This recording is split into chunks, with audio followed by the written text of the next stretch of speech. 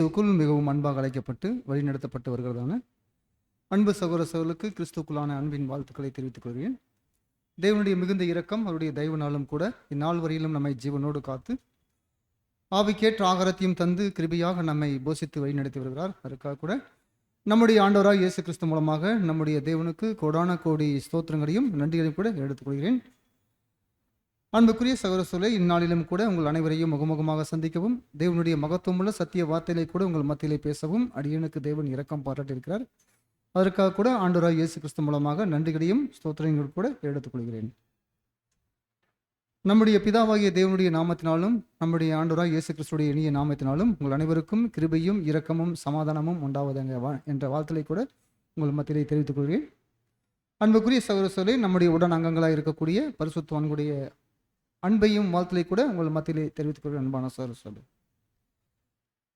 தென்காசி பகுதியில் இருக்கிற பரிசுத்தவான்களுடைய அன்பையும் வாழ்த்தலை கூட உங்கள் மத்தியிலே தெரிவித்துக் கொள்கிறேன். மற்றும் நாகர்கோவில் பகுதியில் இருக்கிற பரிசுத்தவான்களுடைய அன்பையும் வாழ்த்தலை கூட உங்கள் மத்தியிலே தெரிவித்துக் கொள்கிறேன்.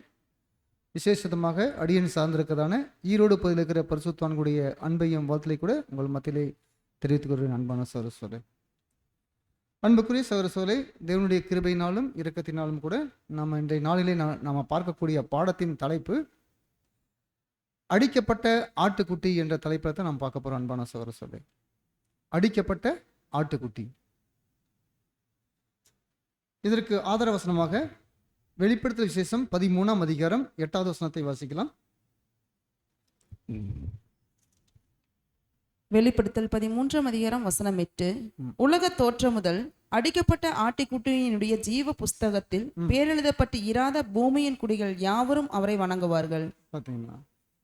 அப்போ இங்கே நான் பார்க்குற அன்பான சகோதரர்களே, உலக தோற்றம் முதல் அடிக்கப்பட்ட ஆட்டுக்குட்டியினுடைய ஜீவ புஸ்தகத்தில் பேர் எழுதப்பட்டிராத பூமியின் குடிகள் யாவரும் அதை வணங்குவார்கள்.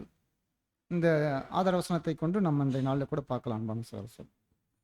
அப்போ உலக தோற்றத்திற்கு முதல் அடிக்கப்பட்ட ஆட்டுக்குட்டி அப்படின்னு நாம் பார்க்கும்போது அன்புக்குரிய சகோதரர்களே, அப்போ ஆட்டுக்குட்டி அடிக்கப்பட்ட ஆட்டுக்குட்டினா யாரை குறிக்குதுங்க? நம்முடைய ஆண்டவராகிய இயேசு கிறிஸ்து. ஏன்னா நமக்கு நன்கு தெரியும்.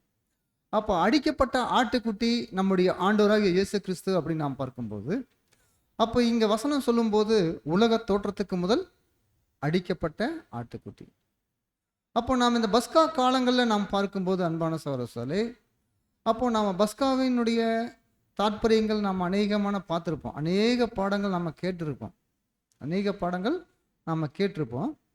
ஆனால் கேட்ட பாடங்கள் எல்லாமே நம்மளை பரிசோதிக்கிறதுக்காகவும் நம்மை தூய்மைப்படுத்துறதுக்காகவும் இருக்கும். ஆனாலும் கூட இந்த பஸ்காவை புசிக்கக்கூடிய ஒரு அழைப்பில் வந்திருக்கக்கூடிய நாம் எல்லோருமே கூட இந்த பஸ்காவை புசிக்கிறதுக்கு இந்த வாய்ப்பை தேவன் எப்போ நமக்கு ஏற்படுத்தினார்? இந்த பஸ்கா மிக விலை உயர்ந்த ஒரு ஆசீர்வாதம். இது யாருக்கும் கிடைக்காத ஒரு ஆசீர்வாதம். இப்பேற்பட்ட உன்னதமான ஒரு ஆசீர்வாதத்தை நாம் இந்நாட்களில் நாம் புசிக்கிறதுக்கு தேவன் எப்போ நம்மை ஆயத்தப்படுத்தினார்?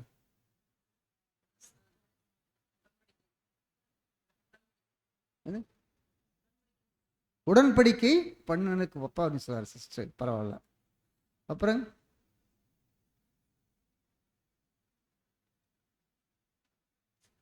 அப்படின்னா அப்ப இந்த வசனம் என்ன சொல்லுது?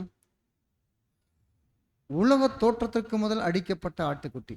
அப்ப கிறிஸ்து இயேசுவை தேவன் எப்போ இந்த பஸ்காவை உண்டான காரியத்துல அவர் தேவனுடைய சிந்தையில இருந்துச்சோ அப்பயே நம்மையே தேர்வு செய்துட்டார். அது எவ்வளோ ஒரு ஆசீர்வாதம் பார்த்தீங்கன்னா. அப்போ இது எப்போ நடந்துச்சு அப்படின்னா உலக தோற்றத்துக்கு முன்னாடி. இன்றைக்கு நாம் இந்த பஸ்காவை எல்லாருமே நம்ம மனசில் கை வச்சு சொல்லலாம். நாம் இந்த அழைப்புக்குள்ளே நாம் வருவோம்னு நம்ம எப்போது நினச்சிருப்போமா? நாம் ஒவ்வொருவரும் நம்முடைய மனசில் கை வச்சு சொல்லலாம். நாம் இப்பேற்பட்ட உன்னதமான ஒரு ஆசீர்வாதத்துக்குள்ளாக மகத்துவமான சத்தியத்துக்குள்ளாக வந்து இந்த உன்னதமான ஒரு பஸ்காவுடைய ஆசீர்வாதத்துக்குள்ளாக நாம் பந்தியில் கை வைப்போம், இந்த ஆசீர்வாதத்தை நாம் பெற்றுக்கொள்றதுக்கு இந்த அழைப்பில் வருவோம் அப்படின்னு நாம் யாராவது நினச்சிட்டு பார்த்துருப்போமா? ஒரு நாளாவது நம்ம நினச்சிருப்போமா? ஏன் நமக்கு இந்த ஆசீர்வாதம் நமக்கு வந்திருக்கு அப்படின்னா, தேவன் நம்மை முன் குறிச்சிட்டாரு. தேவன் முன் குறிக்கிங்காட்டி தான் நமக்கு இப்பேற்பட்ட ஒரு ஆசீர்வாதத்துக்குள்ளாக நம்ம கடந்து வந்திருக்கிறோமே தவிர, தேவன் முன் குறிக்கல அப்படின்னா இந்த பஸ்காவனுடைய இந்த விலையுயர்ந்த ஒரு ஆசீர்வாதத்துக்குள்ளாக நம்ம பங்கெடுக்கிறதுக்கு நம்ம வர முடியாது. அப்ப பாருங்க அன்பான சகோதரர்களே, அப்போ உலக தோற்றத்துக்கு முதல் அடிக்கப்பட்ட ஆட்டுக்குட்டியினுடைய ஜீவ புஸ்தகத்துல நம்மளோட பேர் எங்க எழுதிருக்குதுங்க? ஆட்டுக்குட்டியினுடைய ஜீவ புஸ்தகத்துல எழுதப்பட்டிருக்குது. அப்போ பாருங்க அன்பான சகோதரர்களே, அப்போ நமக்கு பார்க்கலாம் இங்க உலக தோற்றத்துக்கு முதல் அடிக்கப்பட்ட ஆட்டுக்குட்டி குறித்து இந்த வசனத்துக்கு 2 பாகமா பிரிக்கும் போது, அதாவது பூமியின் குடிகள் பரிசுத்தவான்கள் அப்படின்னு பார்க்குறோம் அல்லவா? அந்த ஸ்லைடு போடுங்க. அது 4வது ஸ்லைடு எடுக்கணும்.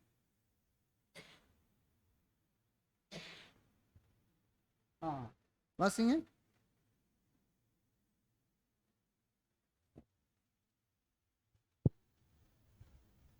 பூமியின் குடிகள் ஆவியில் ஜனிப்பிக்கப்படாதவர்கள். அப்ப பூமியின் குடிகள் யார் அப்படின்னா ஆவியில் ஜனிப்பிக்கப்படாதவர்கள். பரிசுத்தவான்கள் பரிசுத்தவான்கள் ஆவியில் ஜனிப்பிக்கப்பட்டவர்கள். ஆட்டுக்குட்டியானவரை மாதிரியாய் பின்பற்றி சாவை ஒரு பொருட்டாக எண்ணாதவர்கள், ஜீவ புஸ்தகத்தில் பேர் எழுதப்பட்டவர்கள். பாத்தீங்களா? இங்க தெளிவா பார்க்கிறோம். ஆட்டுக்குட்டியானவரை பின்பற்றுவாங்க, அவங்க சாவை என்ன பண்ண மாட்டாங்க? ஒரு பொருட்டாக நினைக்க மாட்டாங்க. சாவை ஒரு பொருட்டாக எண்ணாதவர்கள் இவங்க ஜீவ புஸ்தகத்தில் பேர் எழுதப்பட்டவர்கள். அப்போ நம்முடைய பேரெல்லாம் எங்க எழுதிருக்குதுங்க? அன்பான சகோதரிகளுக்கு நான் சொல்றேன், அநேகமான வசனங்கள் சிலையில் வராது, நீங்க பைபிள்ல தான் வாசிக்கணும். ஸ்லைடில் அதிகமான வசனங்கள் இருக்காது.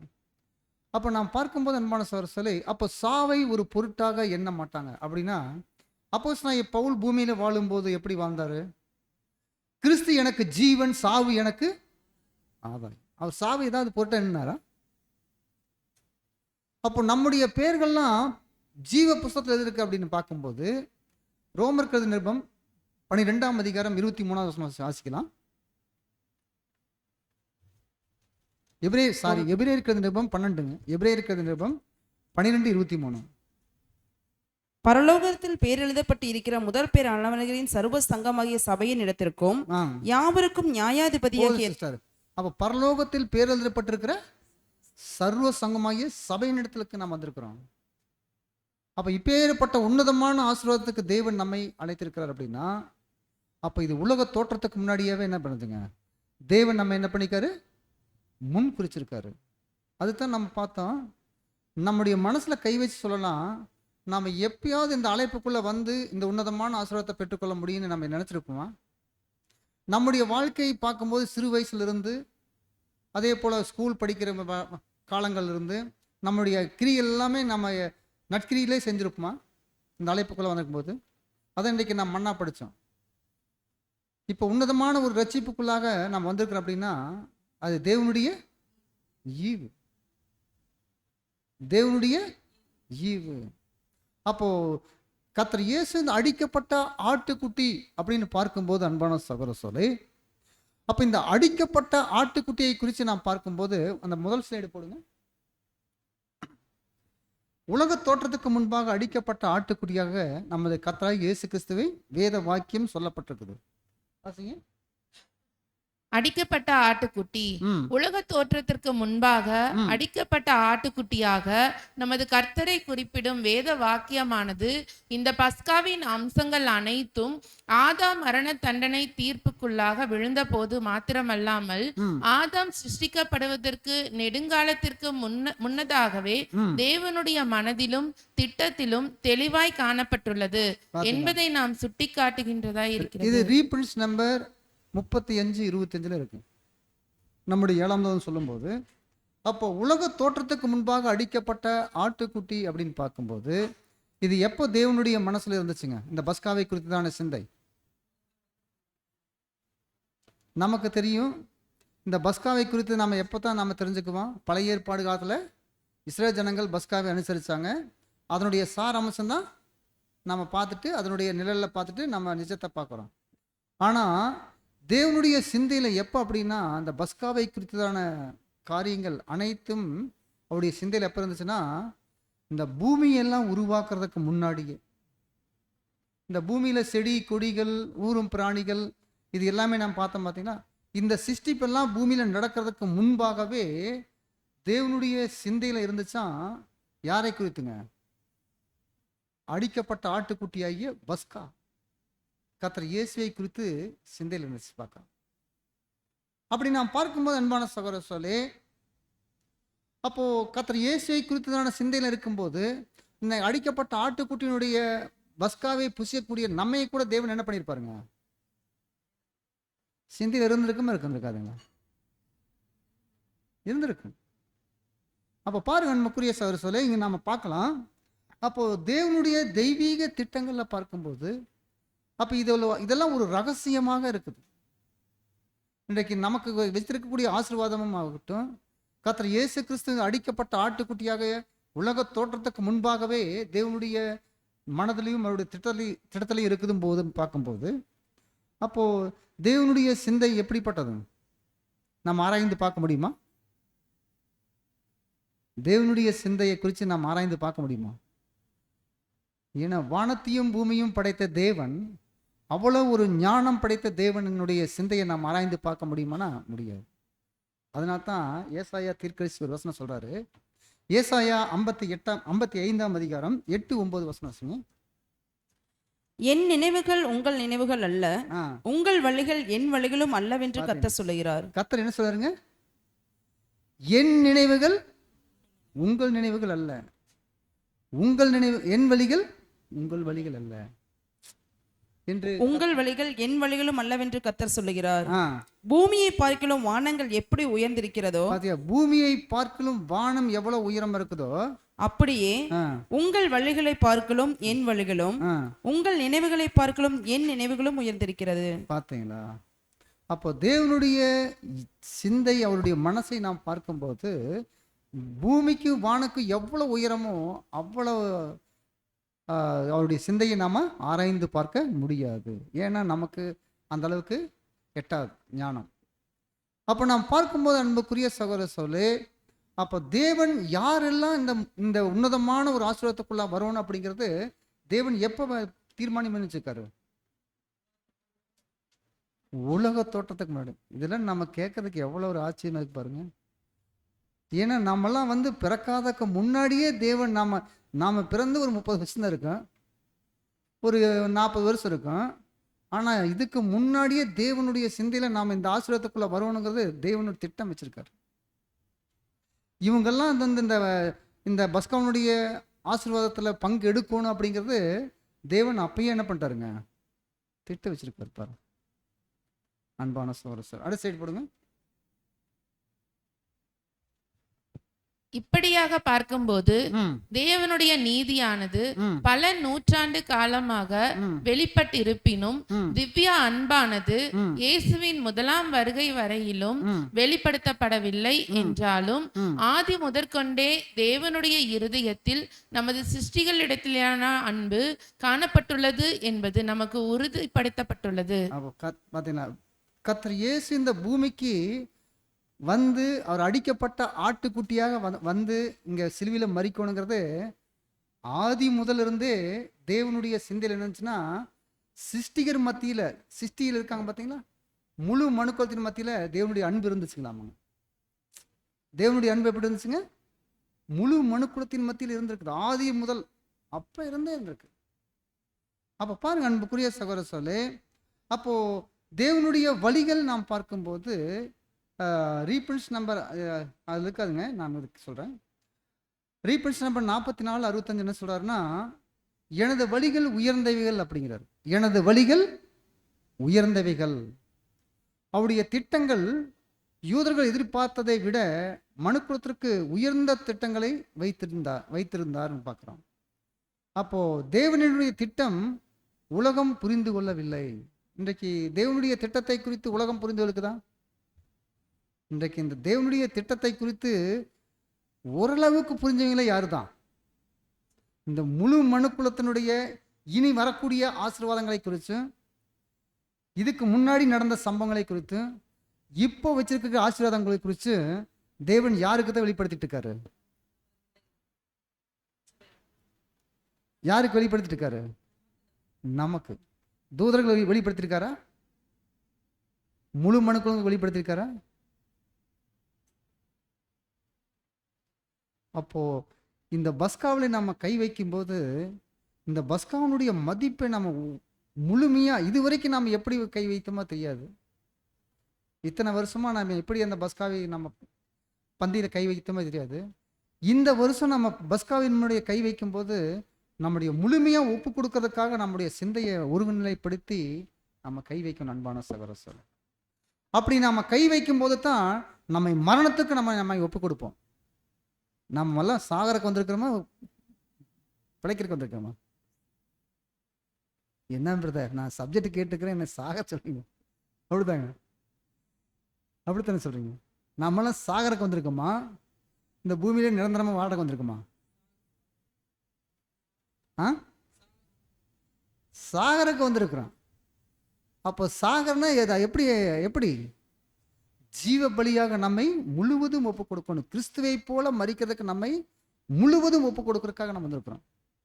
அப்போ நாம் எப்போ உடன்படிக்கை செய்தோமோ அந்நாள் முதல் கொண்டு நம்மை ஒவ்வொரு நாளும் நம் பலியாகிட்டே இருக்கணுங்க. கர்த்தர் இயேசு உடன்படிக்கை செய்தாரு யோர்தான் நதியில். யோர்தான் நதியில் உடன்படிக்கை செய்த நாள் முதல் கொண்டு கல்வாரி சிலுவையில் மரிக்கும் காலம் வரைக்கும் அவருடைய வாழ்க்கை எப்படி இருந்துங்க? பலியாகிட்டே இருந்துச்சு. அப்போ நாம கூட எப்போ உடன்படிக்கை செய்தோமோ அந்த நாள் முதல் நம்முடைய ஓட்டம் நிறை வரைக்கும் நம்முடைய பலியின் ஜீவியம் ஏறெடுக்கணும் அன்பான சகோதர சகோதரி. அப்போ நாம் பார்க்கும்போது அப்போ அடிக்கப்பட்ட ஆட்டுக்குட்டியை குறித்து நாம் பார்த்துட்டோம். உலக தோட்டத்துக்கு முன்னாடியாவே தேவன் என்ன பண்ணிக்காரு? முன் குறிச்சிரு. அப்போ நம்மையே முன் குறிச்சிருப்பார் இல்லைங்களா? ஏன்னா நம்ம அடிக்குட்பட்ட ஆட்டுக்குட்டியினுடைய மாமிசத்தை புசிக்கிறோம், அவருடைய ரத்தத்தை பானம் பண்றோம். உன்னதமான ஒரு ஆசீர்வாதத்துக்குள்ளாக நம்ம கடந்து போறோம். அப்படின்னா நம்மை குறித்து தேவன் முன் குறிச்சிருப்பார், குறிக்க மாட்டாரா? முன் குறிச்சிருக்க மாட்டாரா?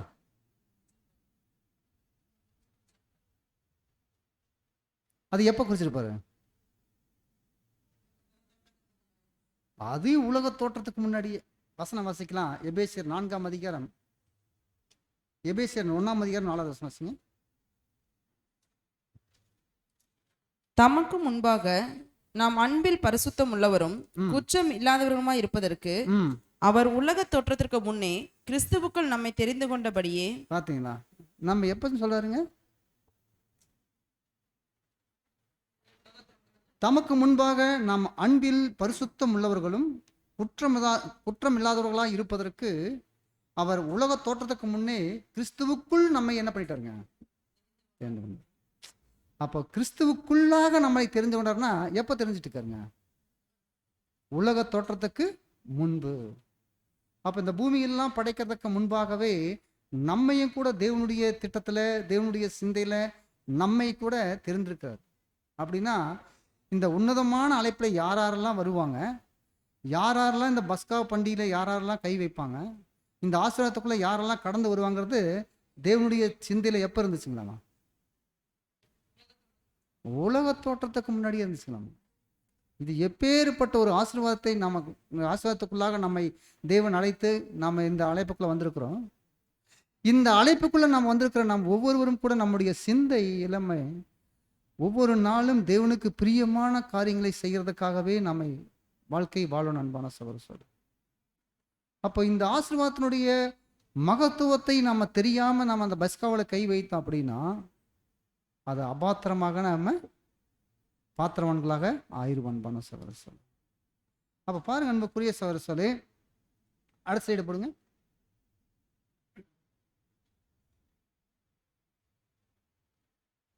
இல்லை, நம்முடைய கர்த்தர் உலகத்திற்கு வருவதற்கு நீண்ட காலத்துக்கு நம்முடைய கர்த்தர் உலகத்திற்கு வருவதற்கு நீண்ட காலத்திற்கு முன்பே ஒரு அபிஷேகம் செய்யப்பட்ட சங்கம் இருக்க வேண்டும் என்று பிதா திட்டமிட்டிருந்தார்.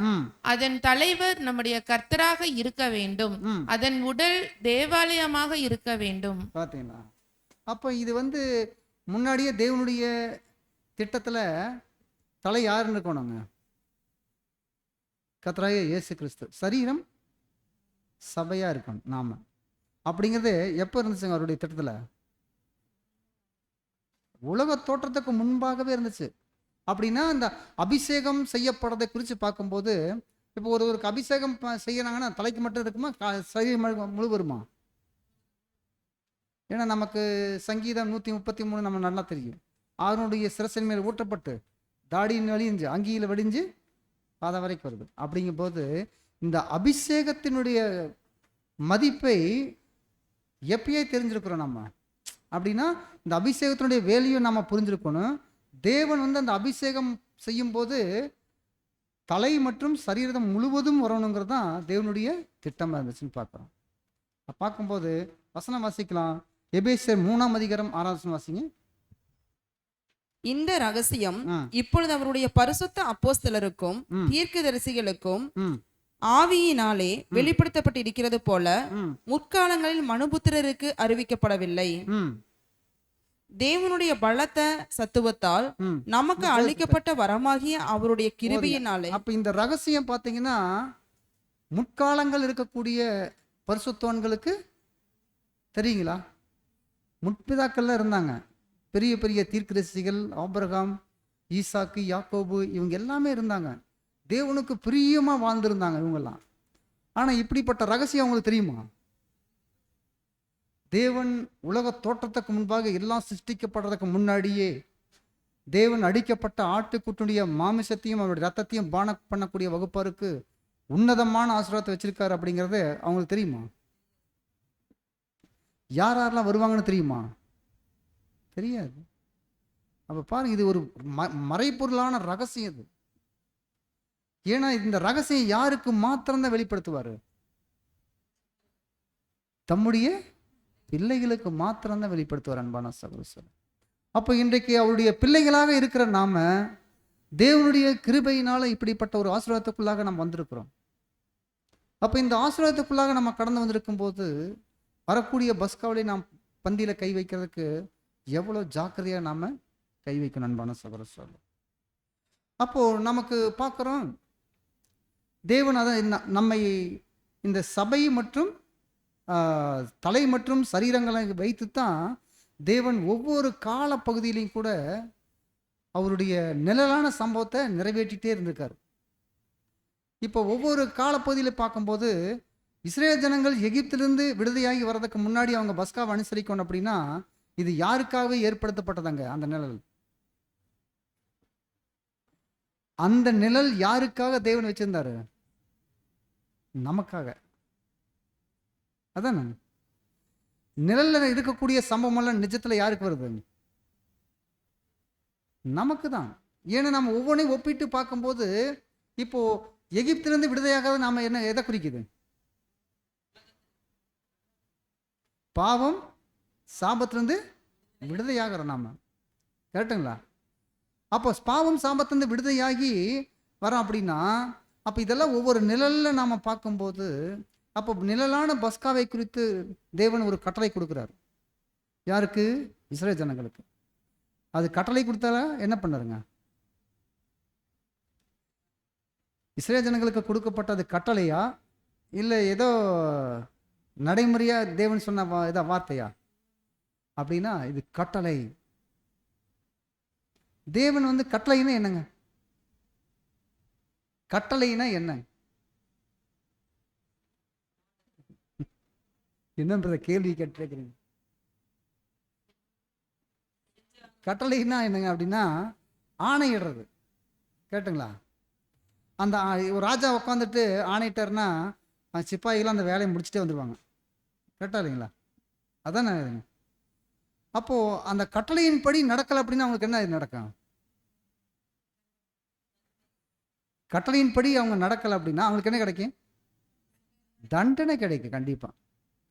அப்போ பாருங்க அன்பான சகோதரர்களே, அப்போ இஸ்ரேல் ஜனங்களுக்கு கொடுக்கப்பட்ட நியாயப்பிரமாணத்தினுடைய முதல் கட்டளை பஸ்காவுடைய பிரமாணம். இந்த பஸ்காவுடைய பிரமாணத்தை குறித்து தேவன் கொடுக்கும்போது இஸ்ரேல் ஜனங்களுக்கு அவர் சொல்லப்பட்ட பிரகாரமாக நீங்கள் என்ன பண்ணணும்? என்னென்ன சொன்னார்? ஏன்னா நான் வாசித்தா டைம் ஆயிரும், அதனால் அப்படியே ஸ்கிப் பண்ணிட்டு போயிடலாம். அப்போ அந்த பிரமாணங்கள் பார்க்கும்போது ஒரு ஆட்டுக்குட்டி அடிக்கப்படணும். அது 10ஆம் தேதி தெரிவு செய்யணும். 14ஆம் தேதி சாயந்தரத்தில் அடிக்கப்படணும். அந்த ரத்தத்தை நிலைக்கால்லையும் மேல் வீட்லையும் நிலைக்கால்லையும் மேல் சட்டத்தில் என்ன பண்ணணும்? பூசணும். இது எல்லாம் வந்து நம்மளுடைய அந்த பிரமாணங்களில் கொடுக்கப்பட்டிருக்குது. ஆனாலும் கூட அதை இது எல்லாம் செய்யறதுக்கு முன்பாக ஒரு காரியம் சொல்றாரு. இந்த பஸ்காவை நீங்க புசிக்கிறதுக்கு முன்பாக நீங்க என்ன பண்ணணும் அப்படின்னா, உங்க வீடுகள் இருக்கக்கூடியது எல்லாத்தையும் என்ன பண்ணுங்க? புளிப்பு இருக்காம அளவுக்கு சுத்தம் பண்ணுங்க. அப்ப வீடுகள் இருக்கக்கூடிய புளிப்பு எல்லாத்தையும் நீங்க அகற்றுங்க அப்படின்னா, அங்க அகற்றி இருக்கணுமா அகற்றக்கூடாதா? அப்படின்னா அங்க இஸ்ரேலில் இருக்கக்கூடிய யூதர்கள் என்ன பண்ணுவாங்களாமா, முதல்ல வீட்டையெல்லாம் சுத்தம் பண்ணிடுவாங்களாம். சுத்தம் பண்ணிட்டு இப்போ எல்லாமே யார் சுத்தம் பண்ணுவா? வீட்டை சுத்தம் பண்ணாத யாருன்னு கேட்டா நீங்க தெரியுமே.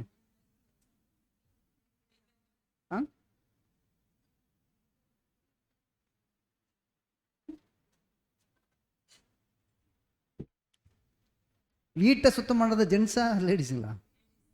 அது கூட அதுதான் நான் கேட்டேன். அப்படின்னா ஸ்திரீகள் வந்து வீட்டெல்லாம் சுத்தம் பண்ணிடுவாங்க. பண்ணிட்டு யார்கிட்ட சொல்லுவாங்க? தன்னுடைய கணவர்கிட்ட வந்து வீட்டு தலைவர்கிட்ட சொல்லுவாங்க, நான் வீட்டில் சுத்தம் பண்ணிட்டேங்க, நம்ம பஸ்காவுக்கு ஆயத்தமாக. இவர் என்ன பண்ணுவாராமா,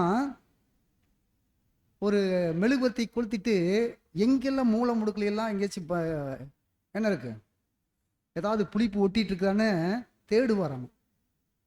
அப்போ தேடி பார்த்துட்டு அப்போ நீட்டாக இருந்துச்சுன்னா ஓகேன்ட்டு வரும். அது வீட்டு தலைவருடைய பொறுப்பு. ஏன் அந்த தலைவர் அவ்வளோ ஒரு இது மெழுகுவர்த்தி கொளுத்திட்டு பார்க்குறாரு, லைட்டை பற்றி வச்சுட்டு ஒவ்வொரு பக்கம் பார்க்குறாரு? என்ன காரணம்? என்ன காரணம்?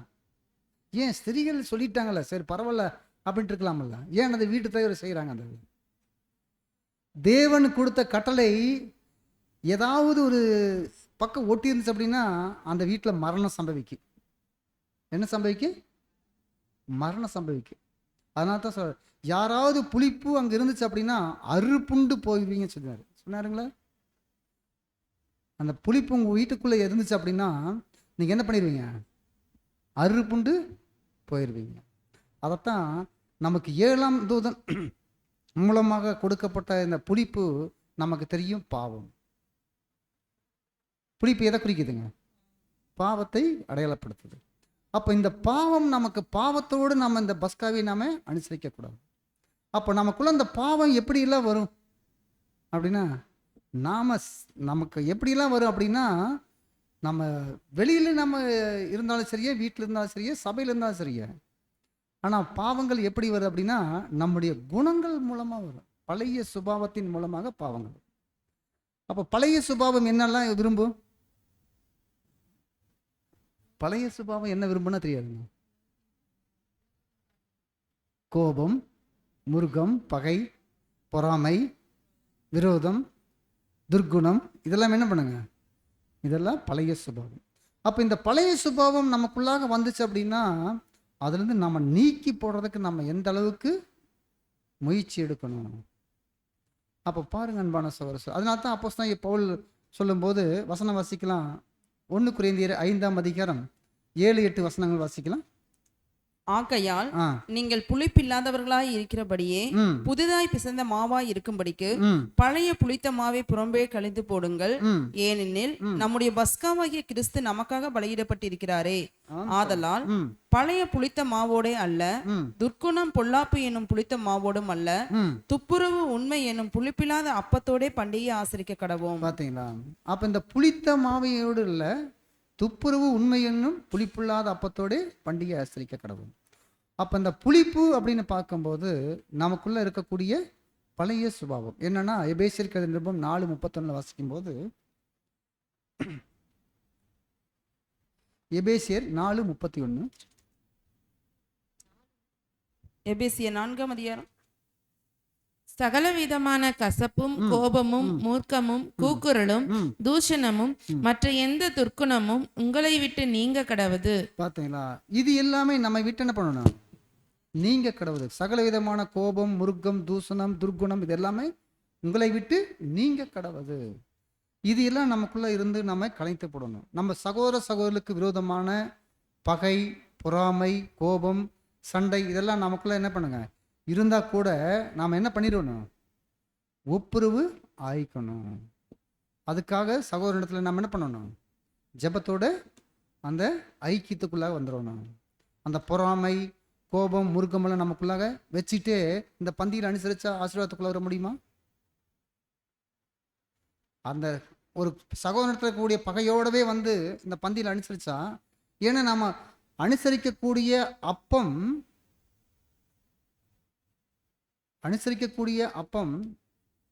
ஒரே சரீரத்திலிருந்து பிக்கப்பட்ட அப்பம். அப்போ அந்த அப்பத்தில் கை வைக்கும்போது இன்னொரு சகோதரோட பகையில் நம்ம இருந்துட்டு அப்படியே அனுசரிச்சா, அப்போ இது எல்லாமே நம்ம பார்க்கணும் அன்பான சகோதர சொல்லை. அப்போது அதனால தான் இஸ்ரேல் ஜனங்களுக்கு கொடுக்கப்பட்ட அந்த கட்டளைகளை பார்க்கும்போது வசனம் வசிக்கலாம். யாத்திரையாகமம் 12ஆம் அதிகாரம் 19வது வசனம் வசிங்க. 7 நாள் அளவும் உங்கள் வீடுகளில் புளித்தமா காணப்படலாகாது. எவனாகிலும் புளிப்பிடப்பட்டதை புசித்தால் அவன் பரலோகத்திலாவதும் பரதேசியானாலும் சுதேசியானாலும் அந்த ஆத்மா இஸ்ரேல் சபையில் இராமல் அறுப்புண்டு போவான். பார்த்தீங்களா, அப்போ யாராவது நீங்க அந்த புளிப்போடு நீங்க அந்த இருந்தீங்க அப்படின்னா, பரதேசியானாலும் சுதேசியானாலும் நம்ம என்ன பண்ணுவாங்க, இஸ்ரேல் சபையிலேருந்து அறுப்புண்டு போவான். அறுப்புண்டு போனான்னு என்னங்க, தண்டனைக்குள்ளாக போயிடுவாங்க, செத்து போயிடுவாங்க. இது எவ்வளவு ஒரு கட்டளை. அப்போ ஒரு கட்டளை கொடுக்காரு அப்படின்னா அந்த கட்டளையை மீறினா என்ன நடக்கும், தண்டனை கிடைக்கும். அப்போ இஸ்ரேல் ஜனங்கள் வந்து எகிப்திலிருந்து விடுதலை ஆகும்போது, அங்க எகிப்தில் இருக்கும்போது யாருக்கு மாத்திரம்தான் மரணம் சம்பவிச்சது,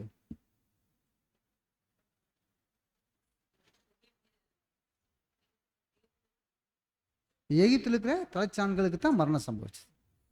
இஸ்ரேல் ஜனங்களில் யாரும் மறிக்கல, முதல் பிறவனை யாரும் மறிக்கல, எல்லாருமே கடந்து வந்தாங்க. அப்போ இவங்க எல்லாருமே கடந்து வர்றாங்க அப்படின்னா அவங்க என்ன பண்ணியிருக்கிறாங்க, கட்டளையை சரியாக கை கொண்டிருக்கிறாங்க. கை கொண்டாங்களா இல்லைங்களா? வசனம் வாசிக்கலாம். யாத்திரையாகமம் 12ஆம் அதிகாரம் 28வது வசனம் வாசிங்க. இஸ்ரவேல் புத்திரர் போய் அப்படியே செய்தார்கள். கர்த்தர் மோசேக்கும் ஆரோனுக்கும் கட்டளையிட்டபடியே செய்தார்கள். பார்த்தீங்களா, கர்த்தர் மோசேக்கும் ஆரோனுக்கும் கட்டளையிட்டபடியே என்ன பண்ணாங்க, இஸ்ரேல் ஜனங்கள் அப்படியே செய்தாங்க. அதனால தான் அந்த முதல் பேரனரோடு காக்கப்பட்டாங்க, இஸ்ரேல் ஜனங்களும் காக்கப்பட்டாங்க. அவங்க அடுத்த நாள் காலையில் விடுதலையானாங்கன்னு பார்க்குறாங்க அன்பான சகோதர. அப்போ நான் பார்க்கும்போது அன்புக்குரிய சகோதர சொல்லி, அப்போது அந்த பஸ்கா அவங்க புசிக்கும் போது பார்க்குறோம், அந்த அந்த பஸ்காவுடைய விடுதலை எதை அடையாளப்படுத்துது, அது செயல்படுங்க. பஸ்காவுடைய விடுதலையானது பஸ்கா விடுதலையானது 1000 வருட ஆசீர்வாதங்களை அடையாளப்படுத்துகிறது போல பஸ்கா இரவானது இந்த சுவிசேஷ யுகத்தை அடையாளப்படுத்துகின்றதா இருக்கின்றது. பாத்தீங்களா, பஸ்காவுடைய விடுதலை எதை அடையாளப்படுத்துது, 1000 வருட ஆசீர்வாதங்களை அடையாளப்படுத்துது, உலக மனுக்குலத்துக்கு வரக்கூடிய ஆசீர்வாதங்களை அடையாளப்படுத்துது. ஆனா அந்த பஸ்கா இரவு சுவிசேஷ காலப்பகுதியில் இருக்கக்கூடிய சபை வகுப்பாருக்கு இருக்கு அன்பான சார். அப்போ பஸ்கா இரவானது சுவிசேஷ யுகத்தை அடையாளப்படுத்துது. அப்போ இந்த சுவிசேஷ யுகத்தின் கூடிய காலத்தில் இருக்கக்கூடிய அந்த விசுவாசிகள் எல்லாருக்குமே இந்த ரட்சிப்புக்காக எல்லாருமே இந்த உலக ஜனங்க என்ன பண்றாங்க, காத்து கொண்டு இருக்கிறாங்க. அப்போ இந்த சபை நிறைவடைந்த பின்பாகத்தான் யாருக்கு ஆசீர்வாதம், 1,44,000 பேர் சபை நிறைவடைஞ்ச பின்னால்தான் உலக ஜனங்களுக்கு ஆசீர்வாதம். அதுக்காக உலக ஜனங்க என்ன பண்ணிட்டு இருக்காங்க, காத்து கொண்டிருக்கிறாங்க கூட பார்க்குறான் அன்பான சகோதர. அப்போ இந்த கசப்பான கீரை, இந்த புளிப்பு, அதாவது கசப்பான கீரை அப்படின்னு பார்க்கும்போது இதெல்லாம் எதை குறிக்குதுங்க, பரீட்சைகள், சோதனைகள் நமக்கு இருக்கு அன்பான சகோதர சகோதரர்களே. அதை வாசிங்க sister. விசுவாச வீட்டார் அனைவரும் சோதனைகள் மற்றும் பரீட்சைகள் என்னும் கசப்பான கீரைகளுடன் சத்தியம் என்னும் புளிப்பில்லாத அப்பத்தை புசிக்கின்றவர்களாக விடியலுக்காய் காத்திருக்கின்றனர். பார்த்தீங்களா? அப்போ பாருங்க அன்புக்குரிய சகோதர சகோதரர்களே, அப்போ இந்த கட்டளையை அவங்க என்ன பண்ணாங்க? சரியா கை கொண்டாங்க. அப்போ தேவன் கொடுத்த கட்டளை எப்படின்னா, இந்த பஸ்காவை அவங்க அந்த ஆட்டுக்குட்டியை நெருப்புனால சுட்டு தான் என்ன பண்ணணும்? புசிக்கணுமே தவிர தண்ணீர்லையாவது வேக வைத்தாவது பச்சையாக என்ன பண்ணிடக்கூடாது, சாப்பிடக்கூடாதுன்னு சொன்னாங்க. எங்கேயாவது பச்சையாக சாப்பிட்றாங்களா? இல்லை. அப்போது அந்த கட்டளையின்படி அவங்க என்ன பண்ணிட்டாங்க? நடந்தாங்கன்னு கூட நாம் பார்க்குறோம் அன்பான சகோதர சகோதரர்களே. அப்போ அந்த கட்டளையின்படி நடந்தாங்க அப்படின்னு பார்க்கும்போது அன்புக்குரிய சகோதர சகோதரர்களே, அப்போது பஸ்காவினுடைய அந்த ஆட்டுக்குட்டியை பார்க்கும்போது அந்த கசப்பான கீரையோடு நம்ம சாப்பிடும்போது தான் அதனுடைய சுவை இன்னும் அதிகமாக சாப்பிட்றதுக்கு அவங்களுக்கு ரொம்ப உற்சாகமாக இருப்பாங்க. அப்படின்னா என்ன அர்த்தம்? சோதனைகள், பரீட்சைகள், பாடுகள் நம்ம வரும்போது தான் கிறிஸ்துவுக்குள்ளான இன்னும் நம்ம ஐக்கியப்படுவோம் அப்படிங்கிறார் அன்பான சகோதரர்களே. அப்படி கிறிஸ்துவுக்குள்ளான நம்ம ஐக்கியப்படுறதுக்கு நம்ம நாளுக்கு நாள் நமக்கு சோதனைகள், பாடுகள், உபத்திரவங்கள் மிக மிக அவசியம் கூட நான் பார்க்குறேன் அன்பான சகோதரர்களே.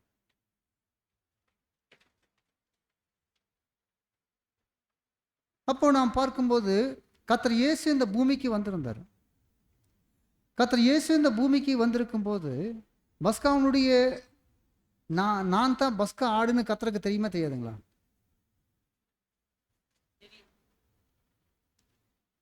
இஸ்ரேல் ஜனங்களுக்கு கொடுக்கப்பட்ட கட்டளையின்படி அவங்க அனுசரிச்சுட்டாங்க.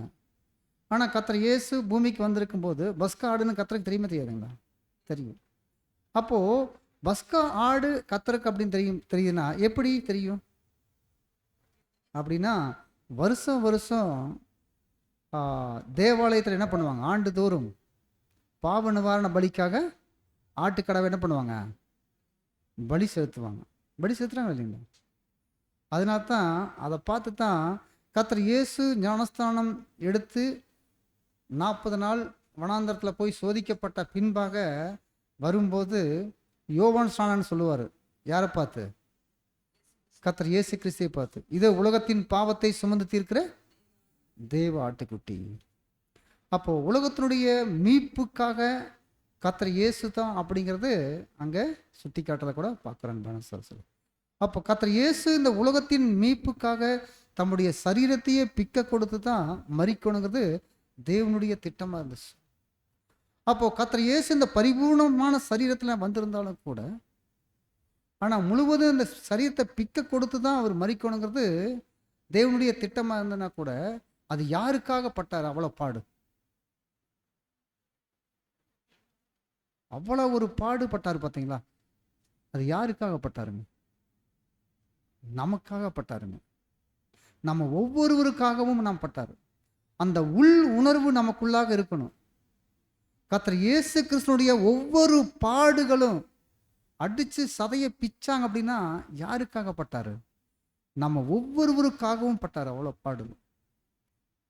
அப்போ அவ்வளோ பாடுபட்டு தான் மரிக்கணுங்கிறது தேவனுடைய சித்தமாக இருந்துச்சு அப்படின்னு பார்க்கும்போது அன்பான சகோதரர்களே, அப்போது கர்த்தர் இயேசு கூட மேல் வீட்டரில் பார்க்கும்போது வசனம் வாசிக்கலாம்.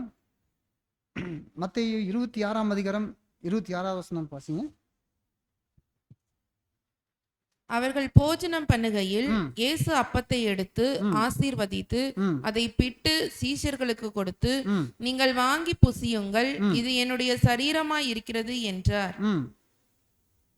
பின்பு பாத்திரத்தையும் எடுத்து ஸ்தோத்திரம் பண்ணி அவர்களுக்கு கொடுத்து, நீங்கள் எல்லாரும் இதிலே பானம் பண்ணுங்கள், இது பாவ மன்னிப்புண்டாகும்படி அநேகருக்காக சிந்தப்படுகிற புது உடன்படிக்கைக்குரிய என்னுடைய இரத்தமாய் இருக்கிறது. இது முதல் இந்த திராட்சைப்பழ ரசத்தை நவமானதாய் உங்களோடு கூட என் பிதாவின் ராஜ்யத்திலே நான் பானம் பண்ணும் நாள் வரைக்கும் இதை பானம் பண்ணுவதில்லை என்று உங்களுக்கு சொல்லுகிறேன் என்றார். பார்த்தீங்களா? அப்போ பாருங்க அன்பான சகோதரர்களே, கர்த்தர் இயேசு இந்த மேல் வீட்டில் இருக்கும்போது சீசர்களோடு அவர் இந்த அனுசரித்த அந்த பந்தியில் பார்க்கும்போது அந்த பந்தியை குறித்து சொல்றாரு, இது அப்பத்தை எடுத்து ஸ்தோத்திரம் பண்ணி பிட்டு சீசர்களுக்கு கொடுத்து, இதில் நீங்கள் எல்லோரும் புசியுங்கள், இது என்னுடைய சரீரமாக இருக்குன்னு சொன்னார். பாத்திரத்தையும் எடுத்து ஸ்தோத்திரம் பண்ணி அவர் எல்லாத்துக்கும் கொடுத்து, இதில் எல்லோரும் பானம் பண்ணுங்கள் சொல்றாரு. இது கட்டளையே என்னங்க? இது கர்த்தர் கொடுத்த இந்த ஆசீர்வாதமானது கட்டளையாக கொடுத்தாரா, இல்லை ஏதோ எப்போ உபதேசமாக கொடுத்துருக்காரா அப்படின்னு எப்படி கேட்கலாம். அதாவது நம்ம எப்படி கேட்குறோன்னா, கட்டளையாக கொடுக்குறாரா, இது வெறுமனே ஏதோ சொன்னதாரா அப்படின்னா, கட்டளை இதுவுமே கட்டளை தான். அங்கேயும் கட்டளை தான் சொன்னாங்க. எங்கே? பழைய ஏற்பாடு காலத்தில் கட்டளை தான், இதுவும் கூட கட்டளை தான். எப்படி கட்டளைன்னு சொல்கிறீங்க? இது என்னுடைய சரீரமாக இருக்குன்னு சொன்னார். இது என் ரத்தம், புது உடன்படிக்கையுடைய ரத்தமாக இருக்குது. இது கட்டளை. அப்போ இந்த புது உடன்படிக்கைக்குள்ளாக நாம் வந்திருக்கிறோம் அப்படின்னா, இதன்படி செய்யுங்கள் அப்படின்னா நாம் அதன்படி செய்யணும். அப்படின்னா என்ன அர்த்தம்? கர்த்தர் இயேசு கிறிஸ்துவினுடைய சரீரத்தை குறித்து நாம் சரியாக புரிந்து அனுசரிக்கணும். இரத்தத்தை குறித்து சரியாக புரிந்து உணர்ந்து அந்த பந்தியில் கை வைக்கணும். அதன்படி நம்ம செய்யும் போது தான் நம்முடைய வாழ்க்கை யாரை போல மாறும். நம்முடைய வாழ்க்கை யார் மாதிரி வாழலான்னு நம்முடைய சிந்தையிலையாகட்டும், நம்முடைய ஒவ்வொரு உணர்வுலையாகட்டும், யாரை போல வாழலாங்கிற உணர்வு வரும் நமக்கு. இயேசு கிறிஸ்துவை போல வாழலான்னு ஒரு உணர்வு வரும். இப்போ நம்ம பானம் பண்றோம், ரத்தத்தை என்ன பண்றோம்? பானம் பண்றோம். யாருடைய ரத்தம்? கர்த்தர் இயேசு கிறிஸ்துடைய ரத்தம். அந்த ரத்தம் நமக்குள்ள பாய்ச்சுது அப்படின்னா, இப்போ இன்னொரு சொல்லலாம், டயாலிசிஸ் கேஸ் எல்லாம் பார்த்துருப்பீங்களேங்க. Dialysis case இருக்கிறாங்கல்லங்க. அப்போ டயாலிசிஸ் போகிறீங்க, என்ன பண்ணுவாங்க? மெடிக்கல் லைனில் இருக்கிறீங்க தெரியும் நல்லாவே. பழைய ரத்தத்தை எடுத்துட்டு புது ரத்தத்தை செலுத்துவாங்க. அப்போ புது ரத்தம் கிரியை செய்யும் அங்கே, அது அதனுடைய வேலையை காட்டிகிட்டு இருக்கேன். அதானங்க. அப்படின்னா இப்போ புது ரத்தம் நமக்குள்ளே போகுது அப்படின்னா, அப்போ நம்முடைய உள்ளான உணர்வெல்லாம் எதை குறிச்சிருக்கணும்? புதுசாக கிறிஸ்துவை போல வாழணுங்கிற உணர்வு இருக்கணும். கரெக்டுங்களா? அப்போ நம்ம எப்போ அந்த பாத்திரத்தில் பானம் பண்ணுறோமோ, வாங்கி அந்த குடிக்கிறோமோ, அப்பயே நமக்குள்ளாக என்ன ஆயிடுச்சுங்க? புதிய ஜீவன் நமக்கு உருவாகுது. அதுதான் அர்த்தம். நமக்குள்ளாக புதிய ஜீவன் உருவாகுது. அப்போ அந்த புதிய ஜீவன் உள்ளே வரும்போது, அப்போ யாரை போல வாழணுங்கிற ஒரு உணர்வு வரும் நமக்குள்ள. கிறிஸ்துவை போலவே, கிறிஸ்துவ மாதிரியே நாம் வாழணும் அப்படிங்கிறக்குள்ள உணர்வு நமக்கு வரணும். அப்படி வந்துச்சுன்னா ஓகே, அன்பான சகோதரர். அப்போது கர்த்தர் இயேசு இந்த பஸ்காவை அனுசரித்த பின்பாக, மேல் வீட்டறையில் பஸ்காவை அனுசரித்த பின்பாக எங்கே போகிறாரு? கெத்செமனேக்கு போகிறாரு. அப்போ கெத்செமனேக்கு போகும் வழியில் எதை பார்த்துருப்பாரு? அதாவது பார்க்கும்போது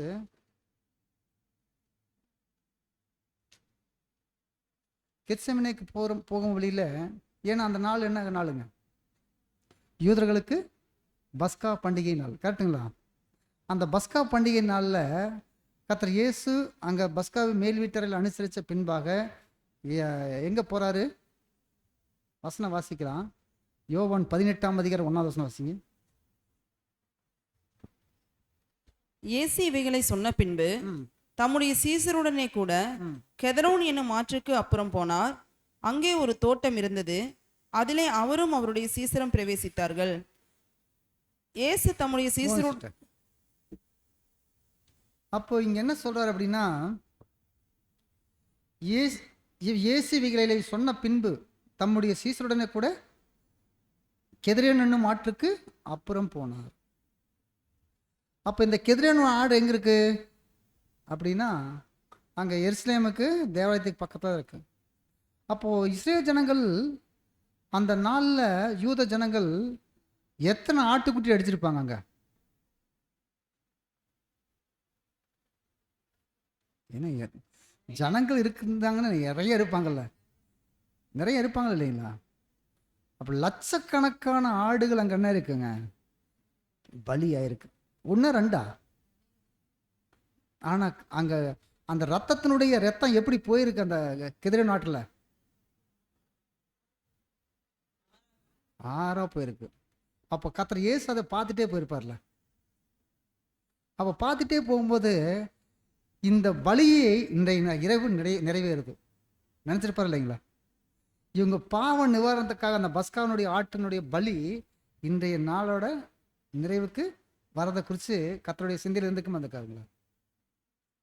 அப்போ எத்தனை ஆடுகள் அடிச்சிருக்கோம். அப்போ கர்த்தர் இயேசு அதெல்லாம் பார்த்துட்டு தான் அங்கே போகிறாரு. எங்கே போகிறாரு? கெத்செமனேக்குள்ளே போகிறாரு. அப்போ கெத்செமனேக்குள்ளே போகும்போது தான் அந்த பஸ்காவினுடைய ஆட்டை குறித்து அவர் நன்கு உணர்ந்திருந்தார்.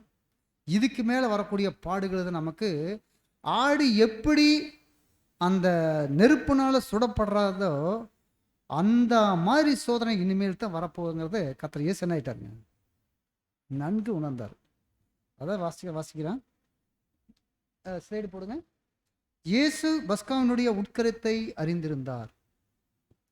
பார்த்தீங்களா? அவசியம் இயேசு பஸ்காவினுடைய உட்கருத்தை அறிந்திருந்தார், ஆனால் சீஷர்களோ அறிந்திருக்கவில்லை. பார்த்தீங்களா? ஏன்னா இந்த பஸ்காவினுடைய உட்கருத்தை நன்கு அறிந்திருந்தார் கர்த்தர் இயேசு.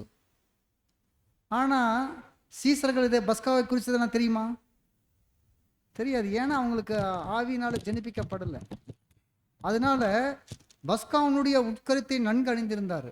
அப்படின்னா அந்த ஆடு நாமத்தான், பஸ்காவினுடைய ஆடு நாமத்தான். அந்த ஆடு என்னத்தான் பண்ணணும்? சுடணும். நெருப்புனால சுடும்போது அவனுடைய சோதனை எப்படி இருக்குங்க?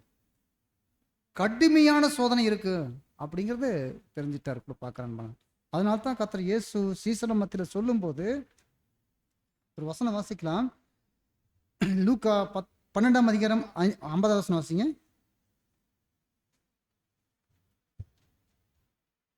லூக்கா 12ஆம் அதிகாரம் வசனம் 50. ஆகிலும் நான் முழுக வேண்டிய ஒரு ஸ்நானம் உண்டு, அது முடியும் அளவும் எவ்வளவோ நெருக்கப்படுகிறேன். பார்த்தீங்களா? நான் முழுக வேண்டிய ஸ்நானம் உண்டு, அது முடியும் அளவும் எவ்வளவோ நெருக்கப்படுகிறேன்னு சொல்றார். அப்ப பாருங்க, அவருக்கு முழுக வேண்டிய ஒரு ஸ்தானம் இருக்கு. எதுங்க? இனி கொஞ்ச காலத்துல என்ன பண்ணணும்? பாடுபட்டு மறிக்கக்கூடிய ஒரு காரியம் இருக்கு. அதுக்குள்ள நான் எவ்வளவோ நெருக்கப்படுறேன் இன்னும் கொஞ்ச காலத்துல. அதை பாருங்க அன்பான சொல்லு. வாசிச்சுட்டு இயேசு தனிமையில் காணப்பட்டார், எவராலும் அவரை புரிந்து கொள்ள முடியாது, எவராலும் அவரை உற்சாகமூட்ட முடியாது. அவர் காரியங்களை சீஷர்களுக்கு விவரித்திருந்தாலும் கூட அவர்களால் அவரது விளக்கத்தை புரிந்து கொள்ளவோ, ஒருவேளை அவர் தான் பஸ்கா ஆடுங்கிறத குறிச்சோ இனி அவர் மறிக்கக்கூடியதை குறித்து சொல்லியிருந்தா கூட சீசர்கள் புரிந்து கொண்டாங்களா, உணர்ந்து கொண்டாங்களா? அப்படின்னா உணர்ந்து கொள்ள முடியும். ஏன்? அவங்க ஆவியினால ஜெனிப்பிக்கப்படாதனால இதனுடைய ஆசீர்வாதத்தையும் அவருக்கு வரக்கூடிய நேரிடக்கூடிய சம்பவத்தை குறித்து அவங்க நன்கு உணராது இருந்தாங்க கூட பார்க்குறாங்க சகோதரர். அப்படி இருக்கும்போது தான் கர்த்தர் இயேசு சொன்னார், கெத்செமனேல இருக்கும்போது என்ன சொன்னார்? வசனம் வாசிக்கலாம். மத்தேயு 26ஆம் அதிகாரம் 31வது வசனம் வாசிங்க.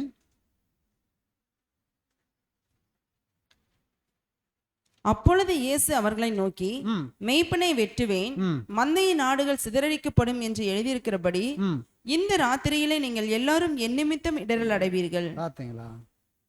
மந்தையின் ஆடுகள் சிதறடிக்கப்படும். இந்த ராத்திரியில நீங்க எல்லோரும் என்னை விட்டு ஓடி போயிருவீங்க சொன்னார் இல்லைங்களா? அப்போ கர்த்தர் இயேசு மட்டும் தனிமையா இருந்தார். இயேசு மட்டுமே தனிமையா இருந்தார். அப்போ அந்த அந்த உட்கருத்தை நன்கு அறிந்திருந்தார். இனி எல்லாருமே இதுவரைக்கும் நம்ம சீசர்கள் நம்ம கூட இருந்தாங்க, இதுக்கு மேலே இருக்க மாட்டாங்க அப்படிங்கிறது கர்த்தர் இயேசுக்கு நன்கு தெரிஞ்சிச்சு அன்பான சகோதரர். அதனால தான் கர்த்தர் இயேசு சொன்னார். ஒரு வசனம் வாசிக்கலாம். யோவான் 16ஆம் அதிகாரம் 32வது வசனம் வாசிங்க. யோவான் 14:16. இதோ நீங்கள் சிதறுண்டு அவனவன் தன் தன் இடத்திற்கு போய் பாருங்க, கரெக்டா சொல்லுவாரு பாருங்க. இதோ நீங்கள் எல்லாம் சிதறுண்டு அவனவன் தன் இடத்துக்கு ஓடி போயிருவீங்க. என்னை தனியே விட்டுவிடும் காலம் வரும். என்னை தனியே விட்டுவிடக்கூடிய காலம் வரும். அது இப்பொழுது வந்திருக்கிறது. இப்பொழுதே வந்துருச்சு. ஆனாலும் நான் தனித்திரேன், பிதா என்னுடனே கூட இருக்கிறார். பாத்தீங்களா? அப்போ சொல்றாரு, எப்பொழுதே அந்த காரியம் வந்துருச்சு. எப்போ எல்லாருமே என்னை விட்டு ஓடக்கூடிய ஒரு காலம் வந்துருச்சு. அது இப்பொழுதே வந்திருக்கிறது. ஆனாலும் நான் என்ன பண்ணல, தனித்திரேன், பிதா என்னுடனே கூட இருக்கிறார். அப்போ பிதா அவர் கூட இருக்கிறத அவர் நன்கு உணர்ந்திருந்தார். அப்போ பிதாவாகிய தேவன் மட்டும் நம்ம கூட இருந்தா போதுன்னு கர்த்தர் என்ன பண்ணாருங்க, அந்த சோதனையில ஜெயிச்சார். அப்போ நாம கூட ஒவ்வொரு சூழ்நிலையிலும் மத்தியிலையும் கூட நமக்கு கடுமையான சோதனைகள், பரீட்சைகள், பாடுகள் மத்தியிலையும் கூட நாம் இருந்தாலும் கூட தேவன் நம்ம கூட இருக்கிறாருங்கிற ஒரு உணர்வு இருந்துச்சுன்னா போதும், நாம் அந்த சோதனையிலேருந்து என்ன எல்லாம் ஜெயிச்சிடலாம். ஏன்னா தேவன் நமக்கு ஒரு சோதனை கொடுத்தார் அப்படின்னா அவர் அனுமதிக்காத ஒரு சோதனை நமக்கு வராது. அப்போ பாருங்க அன்பான சகோதர சொல்லே, அப்போ கர்த்தர் இயேசு அந்த தனிமையில் இருந்த காலங்களில் அதான் சொல்றாரு, நீங்கள் எல்லாரும் என்னை விட்டு சிதறடிச்சு ஓடிடுவீங்க, ஆனால் பிதா என்னுடனே கூட இருக்கிறாரு. அப்போ பிதாவாகிய தேவன் அவரோடு இருக்கிறது தான் அவ்வளோ ஒரு பாடுகள் மத்தியிலையும் கூட எல்லாத்தையும் கூட அவரால் தாங்கிக் கொள்ள முடிஞ்சதை கூட பார்க்குற அன்பான சகோதர சார்.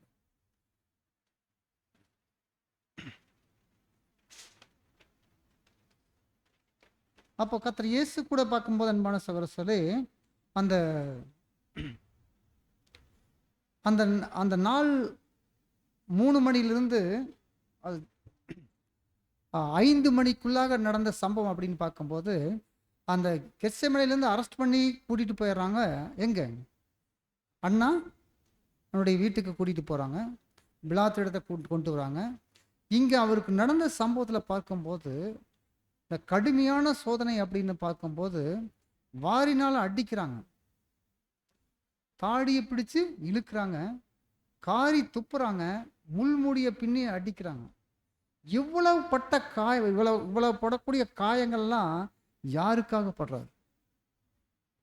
அதனால தான் ஏசாயா தீர்க்கதரிசன புஸ்தகத்தில் காலையில் சகோதரர் வாசிச்சாரு, நம்முடைய மீறுதல் நிமித்தம் அவர் காயப்பட்டார், நம்முடைய அக்கிரமங்கள் நிமித்தம் அவர் நொறுக்கப்பட்டார் பார்க்குறோம். அப்போ நம்ம செய்த பாவங்கள், நம்முடைய மீறுதல்கள், நம்முடைய அக்கிரமங்களுக்காக கத்தரப்பட்ட பாடுகள்னு பார்க்கும்போது தாடியை பிடிச்சு இழுக்கிறாங்க, காரி துப்புறாங்க, முள்முடியை பின்னி தலையில் அடிக்கிறாங்க. எவ்வளோ வலி வலிச்சிருக்குது அன்பான சகோதர சொல்லு. அடுத்து லாஸ்டா இருக்கும் பவுலினுடைய கருத்துக்களில் உள்ள உண்மைக்கு அது இல்லைங்க. பிறகு அதிகாலையில் 3 மணி இருக்கும்.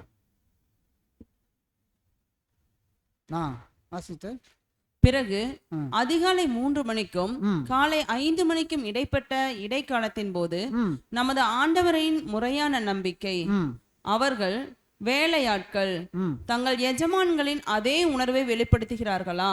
பார்த்தீங்களா?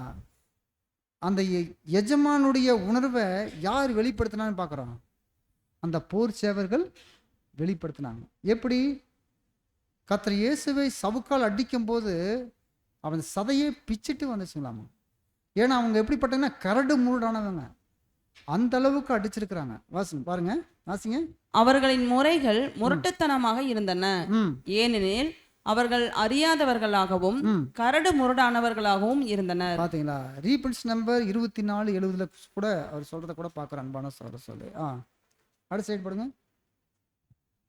அவர் முகத்தில் துப்பினான், அவன் தன் ஆத்மாவின் வேதனையை கண்டு திருப்தி அடைவான். வசனம் வாசிக்கலாம். மத்தேயு 26:67 வாசிங்க. 26:67 68. கிறிஸ்துவே, உம்மை அடித்தவன் யார்? அதை ஞானதிருஷ்டியால் எங்களுக்கு சொல்லும் என்றார்கள். 67. அப்பொழுது அவருடைய முகத்தில் துப்பி அவரை குட்டினார்கள்.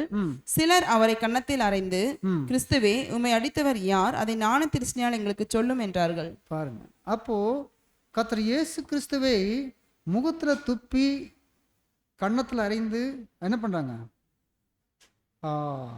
குட்டுறாங்க. அப்போ இதெல்லாம் நடக்கும்போது கர்த்தர் இயேசு இது எல்லாமே எவ்வளோ ஒரு சகிப்புத்தன்மையோடு இருந்திருக்கார் பாருங்க. ஏன் அப்படின்னா இது அதனால தான் கர்த்தர் இயேசு சொன்னார், கெத்செமனியில் வந்து பேதுருவிடத்தில் சொன்னார் ஒரு வார்த்தை, இப்படியெல்லாம் ஒரு அவமானமான ஒரு பாத்திரம் எனக்கு வரும் அப்படிங்கிறது கர்த்தருக்கு தெரியுமா தெரியாதுங்களா? இப்போ ஒருவருடைய முகத்தில் துப்புறனா என்னங்க அர்த்தம்? ஒருத்தர் அவமானப்படுத்துகிற மாதிரி தானே, அவமானப்படுத்துகிற மாதிரி தானே. அப்போ எப்படி துப்பியிருப்பாங்க? அப்போ முள்முடியை பின்னி அடிச்சிருக்காங்க, கன்னத்தில் அரைஞ்சிருக்கிறாங்க. அப்போ இதெல்லாம் இப்போ நடக்கும்போது அன்பான சகோதரர்களே, இது எல்லாத்தையும் தேவன் அனுமதி இல்லாமல் இந்த காரியம் நடக்காதுங்கிறது கர்த்தருக்கு நன்கு தெரிஞ்சது. அதனால்தான் பேதுருவிடத்தில் சொன்னார், பட்டயத்தை உரையிலே போடு, பிதா எனக்கு கொடுத்த பாத்திரத்தில் நான் பானம் பண்ணாது இருப்பேன். இப்படிப்பட்ட ஒரு அனுபவத்துக்குள்ளாக தேவன் என்னை கடக்க செய்கிறார் அப்படின்னா இது தேவனுடைய அனுமதியின் பேரில் நடக்குது அப்படிங்கிறது சகிப்பு தன்மையோடு இருந்தார். அதில் எல்லாமே சகிச்சிட்டார். அன்பான சகோதரர்களே, அடுத்த சைடு படுங்க.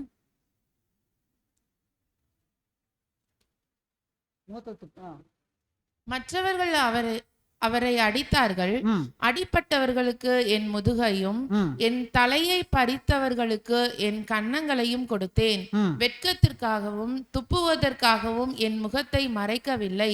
பாவிகளின் இத்தகைய முரண்பாட்டை தனக்கு எதிராக சகித்து கொண்டவரை கவனியுங்கள். பாத்தீங்களா? ஏசாயா 50:6. அடிக்கிறவர்களுக்கு என் முதுகையும் தாடை மயிரை பிடுங்குகிறவர்களுக்கு என் தாடைகளையும் ஒப்பு கொடுத்தேன். அவமானத்துக்கும் உமிழ்நீருக்கும் என் முகத்தை மறைக்கவில்லை. பாத்தீங்களா? இது எல்லாமே ஒரு தீர்க்கதரிசனத்திலே சொல்லப்பட்ட வார்த்தை. இந்த ஏசாயா தீர்க்கதரிசனத்தில் சொல்லப்பட்ட வார்த்தையின் படியே கர்த்தருக்கு அங்க சம்பவிச்சதை கூட நாம் பார்க்கிறோம். அன்பான சகோதரர்களே, அப்போ கர்த்தருக்கு இந்த சம்பவம் பார்த்தீங்க போது ஏசாயா தீர்க்கதரிசன புஸ்தகத்தில் சொல்லப்பட்டபடியே அங்கே நடந்துச்சு. கர்த்தர் கூட இதை எப்படி ஏற்றுக்கொண்டார் கூட பார்க்குறோம். ஏன்னா தேவனுடைய அனுமதி இல்லாமல் அவருக்கு இப்படிப்பட்ட ஒரு அனுபவம் வராதுங்கிறது கர்த்தர் இயேசு நன்கு அறிந்திருந்தார். அன்பான சகோதரர்களே, முகத்தில் துப்பினார். அவர் முகத்தில் துப்பினான். அவன் தன் ஆத்துமாவின் வேதனையை கண்டு திருப்தி அடைவான். தாழ்வு மனப்பான்மை யாரை நமக்கு மேலானவர்கள் என்று அவர்கள் உணர்ந்து கொள்கிறார்களோ அவர்களின் துரதிர்ஷ்டவசங்களில் மகிழ்ச்சி அடைகிறார்கள். ரீபிரின்ஸ் 24:70. அப்போ பாருங்க அன்பான சகோதரர்களே, அப்போ கர்த்தர் இயேசு அந்த லாஸ்ட் வரையில பாருங்க எவ்வளோ நீடிய பொறுமைங்கிற குணலட்சணத்தை அங்கே காட்டாரு பாருங்க. ஒவ்வொரு சம்பவத்திலையும் சகிப்புத்தன்மை, பொறுமை, நீடிய பொறுமை, இந்த குணலட்சணத்தை கர்த்தரிடத்துல நம்ம பார்க்க முடிஞ்சது கூட பார்க்குறோம் மனசு. அப்போ நமக்கு கூட இப்படிப்பட்ட பாடுகள் கடைசி காலங்கள் வாழ்ந்துட்டு இருக்கிற நமக்கு வருமா வராது? ஏன்னா ஜபாலயத்தை தானே கொண்டு போனாங்க. கொண்டு போய் யாருங்க? அண்ணா காய்பால யாருங்க? பிரதான ஆசிரியர் யாருங்க? அவங்கெல்லாம் பெயர் சபையில் இருக்குங்க. இப்போ நமக்கு யார் இப்போ துன்பப்படுத்துவா? பெயர் சபை வகுப்பார் தான் துன்பப்படுத்துவாங்க. அப்போ நம்மளை கூட்டிகிட்டு போய் இந்த மாதிரி விசாரணைகளை நடத்தும் போது என்ன எப்படி நிற்போம்? என்னன்றது இதெல்லாம் நடக்குமா அப்படின்னு என்ன இருக்கக்கூடாதுங்க, நாம் பின் வாங்கிடக்கூடாது. ஏன்னா ஒரு உண்மை கிறிஸ்தவன் இது எல்லாமே நடக்கும் அப்படின்னா தேவன் அனுமதி இல்லாமல் நடக்காது என்பதை நன்கு அறிஞ்சுக்கணும். ஏன்னா தேவன் நம்மோடு இருக்கிறார் என்பதை நாம் அறிஞ்சிருக்கணும். அப்படின்னா கர்த்தர் சொல்றாரு, வசனம் வாசிக்கலாம். யோவான் 16:1-4 வரைக்கும் வாசிங்க. நீங்கள் இடறல் அடையாதபடிக்கு இவைகளை உங்களுக்கு சொன்னேன். அவர்கள் உங்களை ஜெப ஆலயங்களுக்கு புறம்பாக்குவார்கள். மேலும் உங்களை கொலை செய்கிறவன் தான் தேவனுக்கு தொண்டு செய்கிறவன் என்று நினைக்கும் காலம் வரும். பாத்தீங்களா என்ன சொல்றாருங்க? உங்களை ஜெபாலயங்களுக்கு புறம்பாக்குவாங்க, உங்களை கொலை செய்யறவங்க என்ன நினைச்சிட்டு செய்வாங்க? தேவனுக்கு தொண்டு செய்யக்கூடிய தொண்டு செய்யறான்னு நினைச்சிட்டு உங்களை கொலை செய்வாங்க. அவர்கள் பிதாவையும் என்னையும் அறியாதபடியினால் இவைகளை உங்களுக்கு செய்வார்கள். ஆமா, யாரை அறியல அவங்க? பிதாவையும் பிதாவாகிய தேவனை குறித்து அவங்களுக்கு தெரியாது, கர்த்தர் இயேசுவை குறித்து அவங்களுக்கு தெரியாது. அதனால நீங்க உங்களை பகைப்பாங்க அப்படின்னு சொல்றாரு. அந்த காலம் வரும்போது நான் இவைகளை உங்களுக்கு சொன்னேன் என்று நீங்கள் நினைக்கும்படி இவைகளை உங்களுக்கு சொல்லி இருக்கிறேன். நான் உங்களுடனே கூட இருந்தபடியினால் ஆரம்பத்திலே இவைகளை உங்களுக்கு சொல்லவில்லை. இப்பொழுது நான் என்னை அனுப்பினவரிடத்திற்கு போகிறேன். எங்கே போகிறீர் என்று உங்களில் ஒருவனும் என்னை கேட்கவில்லை. சிஸ்டர் போடுங்க. அப்ப பாருங்க அன்பான சகோதரரே, அப்ப நமக்கு கூட என்ன சம்பவம் நடக்கும் சொல்றாரு கர்த்தர். நம்மளை கூட அரெஸ்ட் பண்ணி கூட்டிகிட்டு போவாங்க. இதெல்லாம் நடக்குமா நடக்காதுங்க?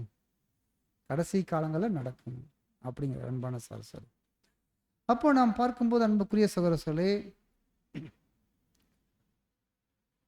தேவனுடைய கிருபையினால கர்த்தர் இயேசு நமக்காக பாடுபட்டார். அந்த மரணத்தை நினைவு கூறும் நாட்களில் நாம் வந்திருக்கிறோம். அப்பம் மற்றும் திராட்சை ரசத்தை குறித்து நம்ம பானம் பண்ணுறோம். அப்போது கர்த்தர் இயேசு எவ்வளோ பாடுபட்டு நமக்காக மரிச்சிருக்காரு. அவருடைய சரீரத்தையே பிக்க கொடுத்துருக்காரு. அந்த சரீரத்தை பிக்க கொடுத்த அந்த சரீரத்தை நாம் என்ன பண்ணுறோம்? புசிக்கிறோம். அந்த ரத்தத்தை பானம் பண்ணுறோம். ஆனால் அந்த ரத்தத்துக்கு உண்டான வாழ்க்கை அந்த வாழல் அப்படின்னா நாம் என்ன ஆயிடுவோம்? அதை குறித்து அப்போஸ்தலனாகிய பவுல் எச்சரிப்பு கொடுக்குறாரு. இந்த பரிசுத்தமான பந்தியில் நம்ம கை வச்சுட்டு அதன்படி நம்ம வாழல அப்படின்னா அதை குறித்து என்ன சொல்றாரு அப்படின்னா, வாசிங்க 1 கொரிந்தியர் 11:27-30 வரைக்கும் வாசிங்க. இப்படி இருக்க எவன் அபாத்திரமாய் கர்த்தருடைய அப்பத்தை புசித்து அவருடைய பாத்திரத்தில் பானம் பண்ணுகிறானோ அவன் கர்த்தருடைய சரீரத்தையும் இரத்தத்தையும் குறித்து குற்றம் உள்ளவனாய் இருப்பான். எந்த மனுஷனும் தன்னைத்தானே சோதித்தறிந்து இந்த அப்பத்தில் புசித்து இந்த பாத்திரத்தில் பானம் பண்ண கடவன். எண்ணத்தினாலெனில் அபாத்திரமாய் போஜனம் பானம் பண்ணுகிறவன் கர்த்தருடைய சரீரம் இன்னதென்று நிதானித்து அறியாததினால் தனக்கு ஆக்கினை தீர்ப்பு வரும்படி போஜனம் பானம் பண்ணுகிறான். இது நிமித்தம் உங்களில் அநேகர் பலவீனரும் வியாதி உள்ளவருமாய் இருக்கிறார்கள், அநேகர் நித்திரையும் அடைந்திருக்கிறார்கள். நம்மை நாமே நிதானித்து அறிந்தால் நாம் நியாயந்தீர்க்கப்படும். பாத்தீங்களா? அப்போஸ்தலனாகிய பவுல் ஒரு எச்சரிப்பு கொடுக்கிறார். என்ன எச்சரிப்பு கொடுக்கிறாரு? எவன் தகுதியின்றி கர்த்தருடைய அப்பத்தை புசித்து அவருடைய பாத்திரத்தில் பானம் பண்ணுகிறானோ அவனுடைய கர்த்தருடைய சரீரத்தையும் அவருடைய ரத்தத்தை குறித்து குற்றம் உள்ளவனுங்கிறாரு. அப்போ சரியாக நிதானித்து நாம் என்ன பண்ணணும்? கர்த்தருடைய சரீரத்தையும், அதாவது கர்த்தருடைய சரீரத்துக்கு அடையாளமாக இருக்கிறது என்னங்க? அப்பம். அந்த அப்பத்தையும் குறித்து திராட்சை ரசத்தையும் குறித்து நாம் என்ன பண்ணணும்? சரியான புரிதலோடு நாம் அந்த பந்தியில் கை வைக்கணும். அப்படி கை வைக்கும் போது தான் நாம் ஆசீர்வாதத்தை சுதந்திரிச்சு கொள்வோம். ஒருவேளை அபாத்திரமாக தகுதி இல்லாமல் நாம் கை வைத்தோம் அப்படின்னா குற்றமுள்ளவர் ஆயிடுவோம் நாம். அப்போ எந்த மனுஷனும் தன்னைத்தானே என்ன பண்ணணும்? சோதி தெரியணும்.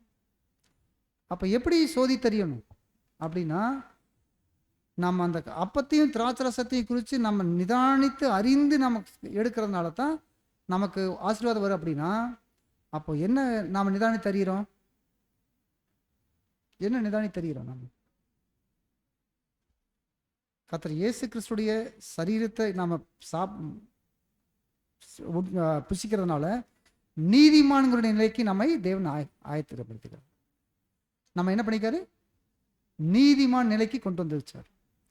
நீதிமான் நிலையில வந்த பின்னாடி இந்த திராட்சை ரசத்தை நாம பானம் பண்றதுனால கிறிஸ்து இயேசுக்குள்ளான பாடுகளுக்குள்ளாக நாமளும் உடன் பங்காளிகளாகிறதுக்கு தேவன் அந்த வாய்ப்பு கொடுத்துருக்கிறார்.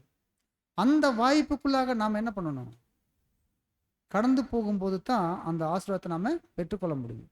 அப்படின்னா அதான் பார்க்குற அன்புக்குரிய சகோதரர்களே, அப்போ எந்த மனுஷனும் தன்னைத்தானே சோதித்தறியது அப்படின்னு பார்க்கும்போது அதை ஸ்லைடு போடுங்க. அடுத்து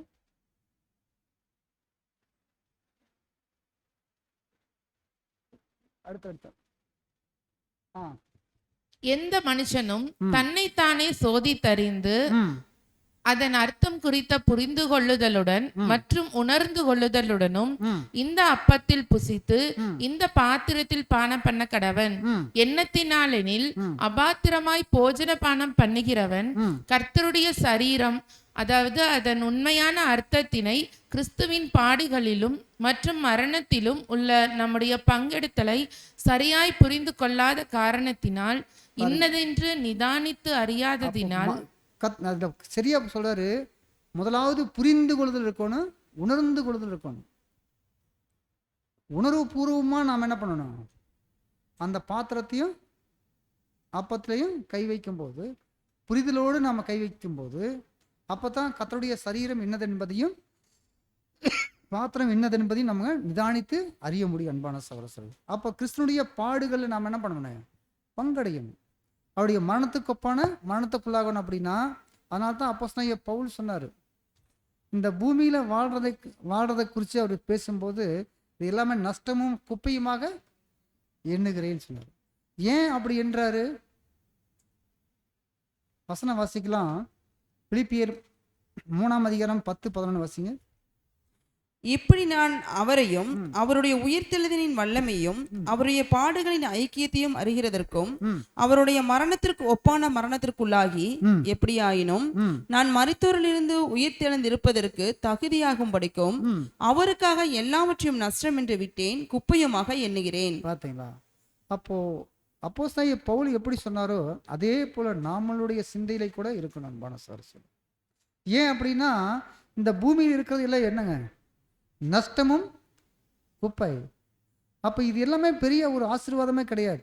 இன்றைக்கு நமக்கு கண்கூட பார்க்குறோம். நம்ம இன்றைக்கு போர் நடந்துட்டு இருக்கக்கூடிய ஒவ்வொரு இடங்களையும் நாம் பார்க்குறோம்.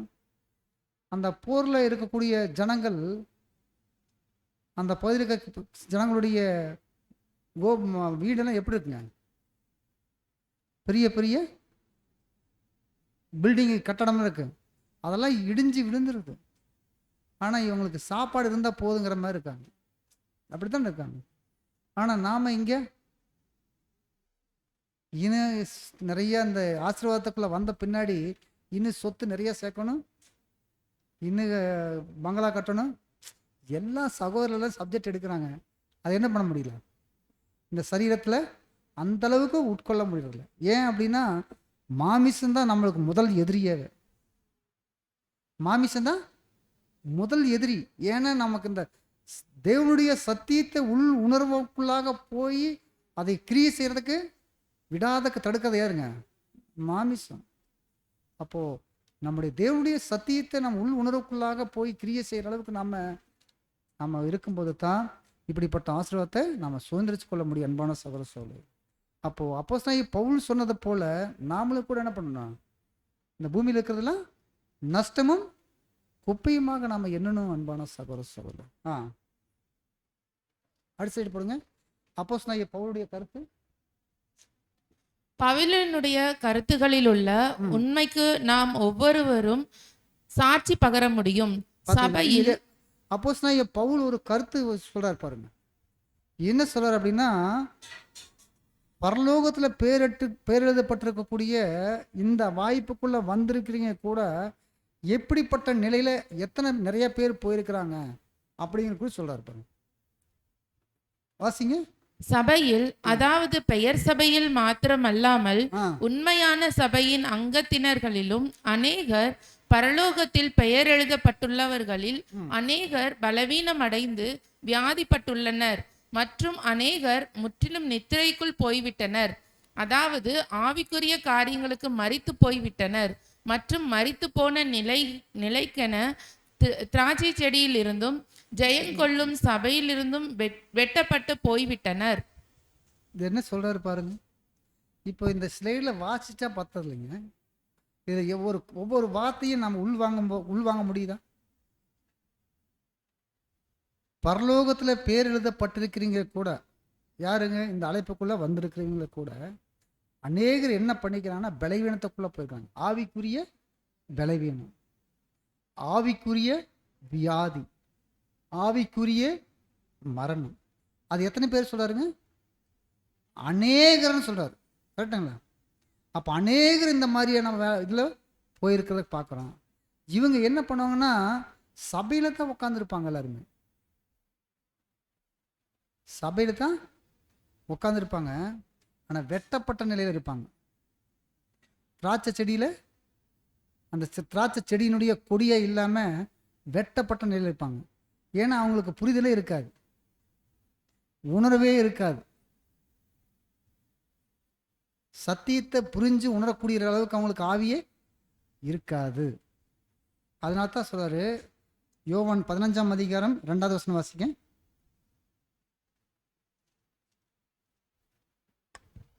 யோவான் 15ஆம் அதிகாரம் 2ஆம் வசனம். என்னில் கனிகூடாதிருக்கிற கொடி எதுவோ அதை அவர் அறுத்து போடுகிறார், கனிகுடிக்கிற கொடி எதுவோ அது அதிக கனிகளை கொடுக்கும்படி அதை சுத்தம் பண்ணுகிறார். அதிக கனிகளை கொடுக்கும்படி சுத்தம் பண்ணுவார். எது கனி கொடுக்குதோ அவர்கள் என்ன பண்ணுவார்? சுத்தம் பண்ணுவார். கனி கொடாத இருக்கிற கொடியை கட் பண்ணிடுவார். இது யாருடைய வேலை? இது யாருடைய வேலைங்க? எங்க செடி வச்சிருந்தாங்க, அதை கட் பண்ணுவார். இது யாருடைய வேலை அப்படின்னா தோட்டக்காரருடைய வேலை. கரெக்டுங்களா? தோட்டக்காரர் யாருங்க? பிதாவாகிய தேவன். அப்போ பாருங்க, எண்ணில் கனி கொடாது இருக்கிற கொடி எதுவோ அதை வெட்டி போடுறது. அப்படின்னா அப்போ இந்த ஆவிக்குரிய பலவீனம், ஆவிக்குரிய வியாதி, ஆவிக்குரிய நித்திரைக்குள்ள போறவங்களுக்கு சபையில தான் அநேகர் இருப்பாங்க. ஆனாலும் எதுக்குள்ள இருக்க மாட்டாங்க? இந்த ஆசீர்வாதத்துக்குள்ளாக இருக்க மாட்டாங்க. யாரை சொல்லி குறிச்சாரு? பரலோகத்தில் பேர் எழுதப்பட்டிருக்கிறீங்கன்னு குறிச்சாரு. அப்போ பாருங்க அன்பான சொல்ல எவ்வளோ ஒரு ஆசீர்வாதத்துக்குள்ளாக கடந்து வந்து இப்படி போனாங்க அப்படின்னா இது எவ்வளோ ஒரு டேஞ்சர் அன்பான சொல்ல. அப்போது நாம் ரொம்ப விழிப்பாக நாம் இருக்கணும் அன்பான சொல்ல.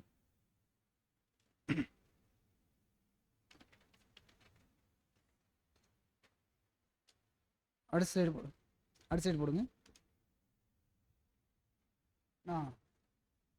நிழலில் ஆட்டுக்குட்டி அடிக்கப்படுவதையும் அதன் இரத்தமானது வீட்டினுடைய நிலைக்கால்களிலும் மேற்சட்டங்களிலும் தெளிக்கப்படுவதையும் அதன் மாம்சமானது கசப்பான கீரைகளுடன் புசிக்கப்படுவதையும் காண்கையில் இவைகளின் நிஜத்தை பார்க்கையில் கிறிஸ்துவே நிஜமான ஆட்டுக்குட்டி என்றும் அவரது இரத்தம் நம்முடைய இருதயங்களில் தெளிக்கப்படும் போது நம்மை துர்மனசாட்சி நீங்க தெளிக்கப்பட்ட இருதயம் உள்ளவர்களாக்கி நாம் கடந்து போக பட்டோம் என நாம் தப்புவிக்கப்பட்டோம் என அவரது இரத்தத்தின் வாயிலாக நமக்கு ஜீவன் அருளப்பட்டதென நமக்கு உறுதியளிக்கிறது என்றும் நாம் காண்கிறோம்.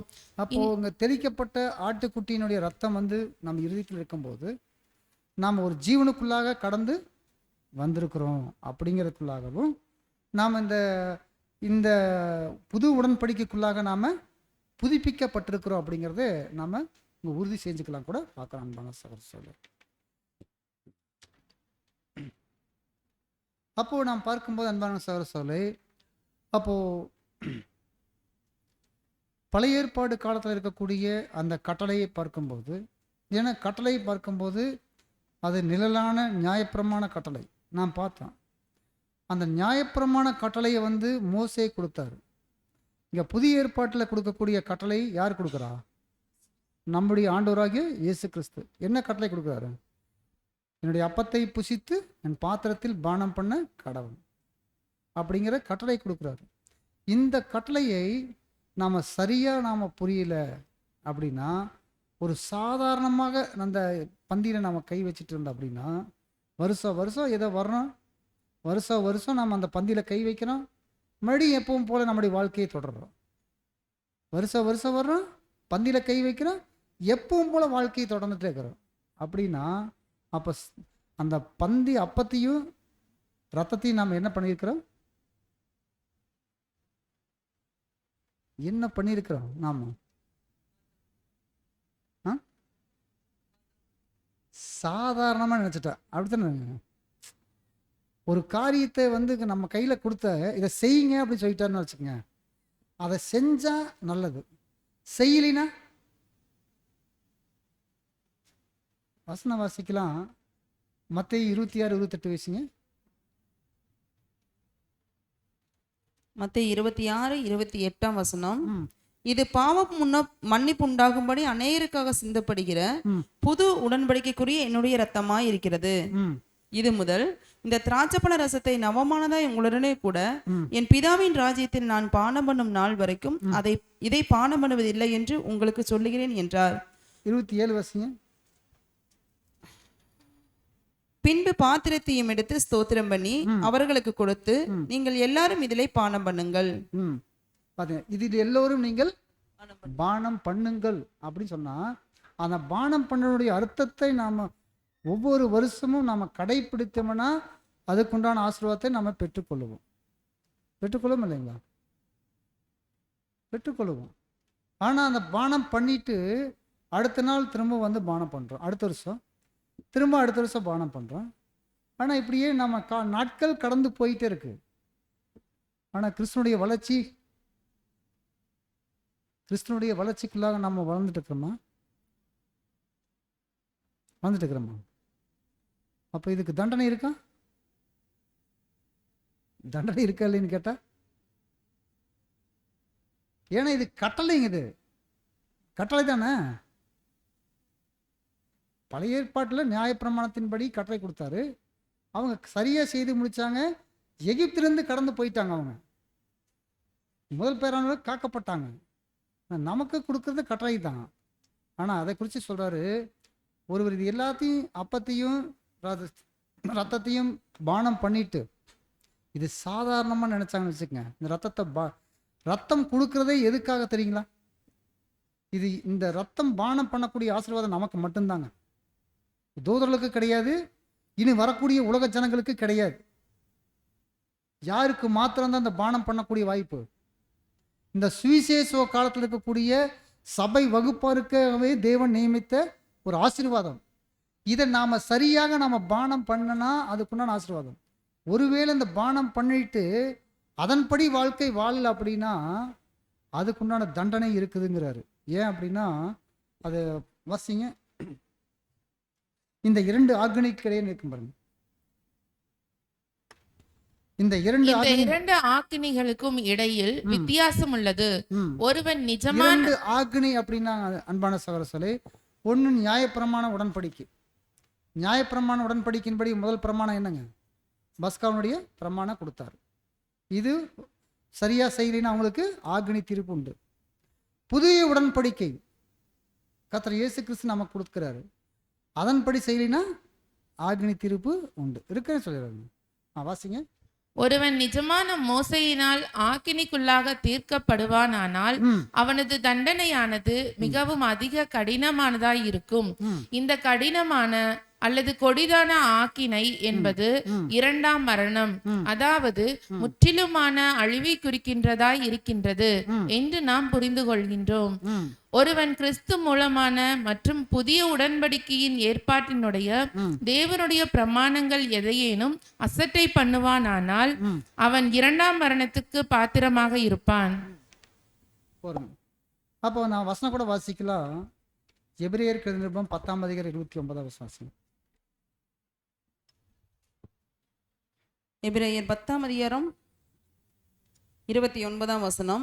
தேவனுடைய குமாரனை காலின் கீழ் மிதித்து தன்னை பரிசுத்தம் செய்த உடன்படிக்கையின் இரத்தத்தை அசுத்தம் என்று எண்ணி கிருபையின் ஆவியை நிந்திக்கிறவன் எவ்வளவு கொடிதான ஆக்கினைக்கு பாத்திரவானாய் இருப்பான் என்பதை யோசித்து பாருங்கள். கொடிதான ஆக்கினை. ஏன்னா இந்த அழைப்பினுடைய ஆசீர்வாதத்தை தெரிந்து அதான் சொல்வாரு அப்போஸ்தலன் பவுல் எபிரேயர் நிருபத்தில் 6ஆம் அதிகாரத்தை சொல்லும்போது, இந்த பரம ஈவை ருசி பார்த்து பரிசுத்த ஆவியை பெற்றுக்கொண்டு மறுதளிக்கிறவங்க எவ்வளவு ஒரு ஆசீர்வாதத்தை இழந்து போகக்கூடிய இருப்பாங்க. அப்போ இதெல்லாம் ஒரு எச்சரிப்பான ஒரு வார்த்தை அன்பான சகோதரர். அப்போ வருஷம் நம்ம இப்படியே புசிச்சிட்டே இருக்கிறோம். ஆனால் நமக்குள்ள நமக்குள்ள என்னன்னா ஜீவன் இழக்கிறது. ஜீவன் இழக்கிறது என்னங்க? ஜீவனை இழக்கிறது அப்படின்னு என்னங்க? என்னன்றது ஒவ்வொன்றுக்கு கேள்வி கேட்டுக்கிறீங்க, அப்படிதானங்க? ஜீவன் இழக்கிறது என்னங்க? நம்முடைய உரிமைகள் இழக்கிறதுங்க. நம்ம பூமிக்குரிய வாழ்க்கையினுடைய உரிமை எல்லாத்தையும் என்ன பண்ணணும்? இழக்கிறது. அதைத்தான் ஜீவன் இழக்கிறது. அப்படின்னா என்னங்க? இன்னும் ஆழமாக சொல்ல போனால் என்ன சொல்றாங்க? பூமிக்குரிய நம்பிக்கை, குறிக்கோள், லட்சியங்கள், இது எல்லாத்தையும் நம்ம இழக்கிறது. இதை இழந்தாதான் எதை பெற்றுக்கொள்ள முடியும்? பரலோக ஆசீர்வாதத்தை பெற்றுக்கொள்ளும்.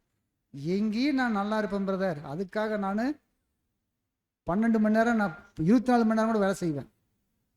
ஆனால் தேவனுடைய சத்தியத்தை படிக்கிறதுக்கு டைம் இல்லை. இங்கேயே காரு பங்களாவோட இருக்கணும், ஆனால் சபைக்கு வந்துடணும், அவ்வளோதான். எப்படி இப்போ பரலோகம் போகிறது? ஆனால் பாருங்க, இன்னைக்கு இப்போ நம்ம ஆரம்பத்தில் ஸ்டார்ட் பண்ணணும். ஆரம்பத்தில் சொல்லப்பட்ட வார்த்தை, தேவன் நம்மை அழைத்ததே உலக தோற்றத்துக்கு முன்பாகவே அவருடைய சிந்தை இருந்துச்சுன்னா யார் யாரெல்லாம் இந்த அழைப்புக்குள்ளே வருவாங்கன்ட்டு. இப்பேற்பட்ட ஒரு ஆசீர்வாதத்துக்குள்ளாக யாரெல்லாம் கடந்து வருவாங்கங்கிறது தேவனுடைய சிந்தை இருந்துச்சுங்களா, அன்பான சகோதரர். அப்போ பாருங்க, நம்ம எவ்வளோ இந்த ஆசீர்வாதத்தை பெற்றுக்கொண்டு சாதாரணமாக என்னட்டா தண்டனை என்னங்க? கொடிதான ஆக்குனி. நம்ம எச்சரிப்புள்ளவர்களாக இருக்கணும், அன்பான சகோதரர் சொல்றார்.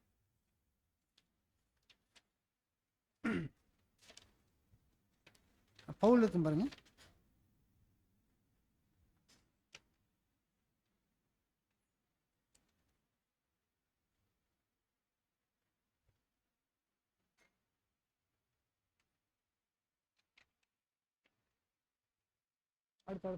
பவுலினுடைய கருத்துகள் இது படிச்சாச்சு.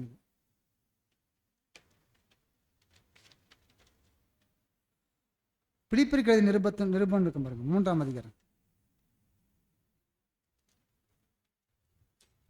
பிலிப்பியருக்கு எழுதின நிருபத்தினுடைய 3ஆம் அதிகாரத்தில் அப்போஸ்தலனாகிய பவுல் தான் கிறிஸ்துவை ஆதாயப்படுத்திக் கொள்ளவும், அவருடைய பாடுகளில் ஐக்கியம் கொள்ளவும், அவரது மரணத்திற்குள்ளான ஸ்நானம் கொள்ளவும், அவரது பாடுகளின் பாத்திரத்தில் பங்கடையவும் வேண்டி தான் மற்ற அனைத்தையும் நஷ்டம் என்று எண்ணிக்கொண்டதாக குறிப்பிடுகின்றார். நாமும் இப்படியாகவே எண்ணிக்கொள்ள வேண்டும். நமக்கு பவுல் இந்த அழைப்பினுடைய ஆசீர்வாதத்தினுடைய நோக்கத்தை சரியா புரிஞ்சிருந்தார். அவர் ஒரு பணக்காரர் தான். யாரு? பவுல் யாருங்க? பெரிய பணக்காரர் தான். அப்படிப்பட்ட பவுல் என்ன சொல்லிட்டாருங்க? இதெல்லாம் நஷ்டமும் குப்பையுமா என்று. அப்படின்னா தேவன் இந்த பரமழைப்புக்கு அவரை அழைத்த அழைப்பினுடைய நோக்கத்தை சரியாக புரிந்து வச்சிருந்தார். அதனால தான் நான் கிறிஸ்துவை ஆதாயப்படுத்தி கொள்ளும்படிக்கு என்ன சொல்றாருங்க?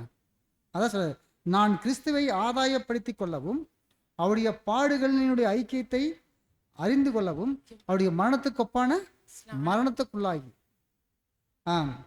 அவரது மரணத்திற்குள்ளான ஸ்நானம் கொள்ளவும், அவரது பாடுகளின் பாத்திரத்தில் பங்கடையவும் வேண்டி தான் மற்ற அனைத்தையும் நஷ்டம் என்று எண்ணிக்கொண்டதாக குறிப்பிடுகின்றார். அதே தான் நம்முடைய வாழ்க்கையில இருக்கணுங்கிறார். நம்முடைய வாழ்க்கையிலையும் இந்த பரமழைப்புடைய நோக்கத்தை சரியாக நாம புரிஞ்சுக்கணும். ஏன்னா இந்த பரலோக ஆசீர்வாதம் இனி வரக்கூடிய காலங்களுக்கு கிடையாது. 1000 ஆண்டு அரசாட்சியில் இருக்கா? நாம தான் எண்டில் இருக்கிறோம். இந்த அறுவடையின் காலப்பகுதியில் இருக்கிறோம். லவோதிக்கா காலப்பகுதியில் இந்த சாட்டு இல்லைங்களா, லவோதிக்கா காலப்பகுதியில் இருக்கக்கூடிய கடைசி கால பாதகங்கள் வகுப்பில் இருக்கிறோம். இதுக்கப்புறம் உலக ஜனங்களுக்கு ஆசீர்வாதம் என்னங்க? 1000 ஆண்டு அரசாட்சியில் மனுக்குலத்துக்கு உண்டான ஆசீர்வாதம்.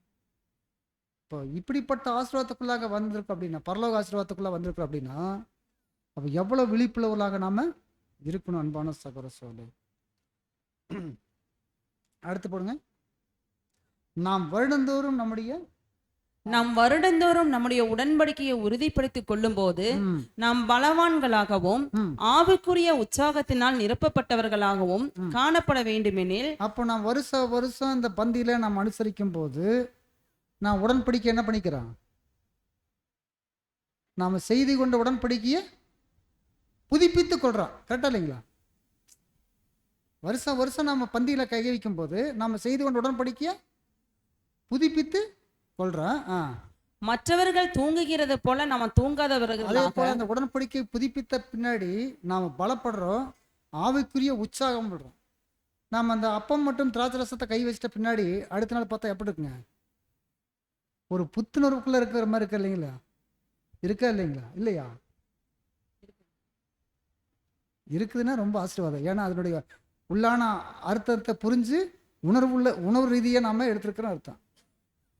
அப்போது அப்படி இருக்கும்போது அதை சார் இப்படி அந்த ஆசிரியத்துக்குள்ளே கடந்து வந்த பின்னாடி மற்றவர்கள் தூங்குறத போல நாம் என்ன பண்ணிடக்கூடாதுங்க? தூங்கிடக்கூடாது. ஏன்னா நாம் எப்படிப்பட்டோங்க? வெளிச்சத்தின் பிள்ளைகளாக இருக்கிறோம். நாம் நம்மை சோதித்து அறிந்து கொள்வோமாக மற்றும் நாம் ஏற்ற காலத்தில் அவருடைய மகிமையில் பங்கடையத்தக்கதாக இப்படியாக பாடுகளிலும் அந்த சின்னங்களிலும் பங்கு கொள்வோமாக. மற்றவர்கள் தூங்குறது போல நாம தூங்காம. 1 தெசலோனிக்கர் 5:6 8 வரைக்கும் வச்சுங்க.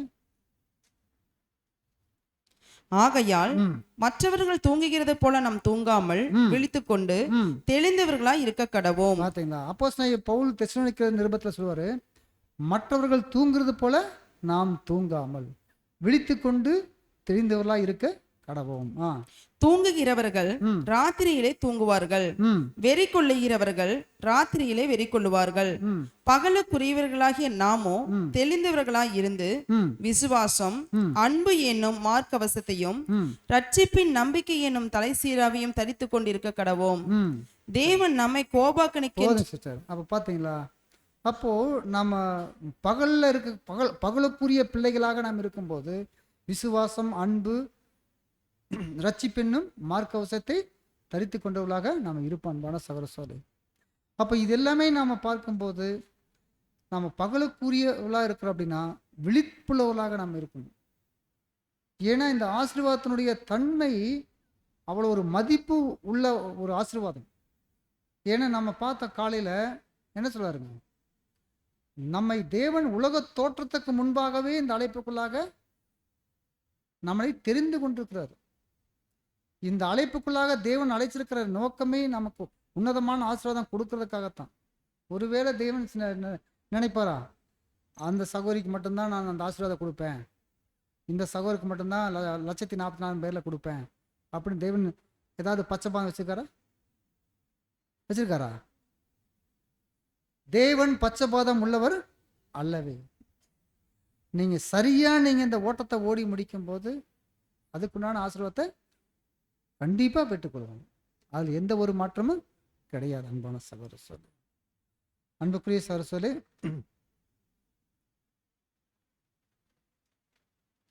லாஸ்டா ஒரு இது மட்டும் போட்டலாம், ஒரு சின்ன ஒரு ஊமை மட்டும்தான். இப்போ ஒரு ஒரு ஒரு ஒரே ஒரு ஊமைகள் தான் இந்த வசனம் வாசிக்கலாம். மத்தேயு 13:45-46 வசனம்.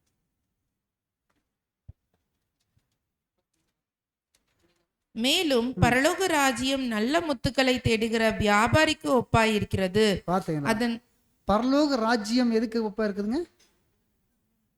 நல்ல முத்துக்களை தேடுகிற வியாபாரிக்கு ஒப்பா இருக்குது. அவன் விலையுயர்ந்த ஒரு முத்தை கண்டு போய் தனக்குண்டான எல்லாவற்றையும் விற்று அதை கொள்ளுகிறான். அன்றியும்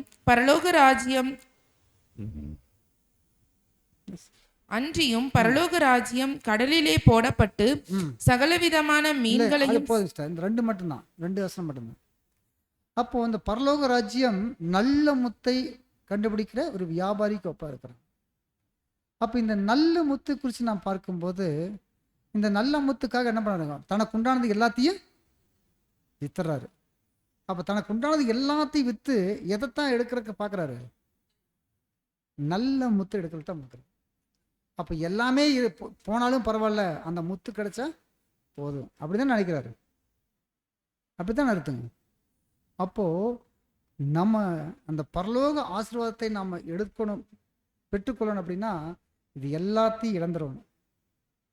பூமிக்குரிய எல்லா உரிமைகளையும் இழந்துடணும். அப்பதான் நாம அந்த முத்தை கண்டுபிடிக்க முடியும். அந்த ஸ்லைடை போடுங்க லாஸ்டா. இறுக்கமான வழியில் நடப்பவர்கள் மட்டுமே. இல்லை, அதுக்கு முன்னாடி அதுக்கு முன்னாடி போடுங்க. விலையுயர்ந்த முத்து, விலைமதி பெற்ற அவர் இதுவரை கண்டிராத சிறந்த முத்து, கடவுளின் கிருபையின் ஐஸ்வர்யங்கள், பரலோக ராஜ்யத்தின் இயேசுவுடன் கூட்டு வாரிசு உரிமையை ராஜ்யம் வழங்குகிறது. மேலும் பூமியில் உள்ள அனைத்து குடும்பங்களையும் ஆசீர்வதிப்பதில் அவருடன் கூட்டுறவை வழங்குகிறது. இங்க பாருங்க அன்பான சகோதரர்களே, விலையுயர்ந்த முத்து அப்படிங்கிறது விலை மதிப்பு அற்றது. சார், விலை மதிப்பே அற்றது அப்படிங்கும்போது அது இது இதுவரை கண்டிராத சிறந்த முத்து அப்படின்னா இது கடவுளுடைய கிருபையின் ஐஸ்வர்யம். அப்ப தேவன் நமக்கு கொடுக்கக்கூடிய கிருபையின் ஐஸ்வர்யம் அப்படின்னா, இந்த கிருபையின் காலத்துல நமக்கு கிடைச்சிருக்கிற ஆசீர்வாதம் என்னங்க?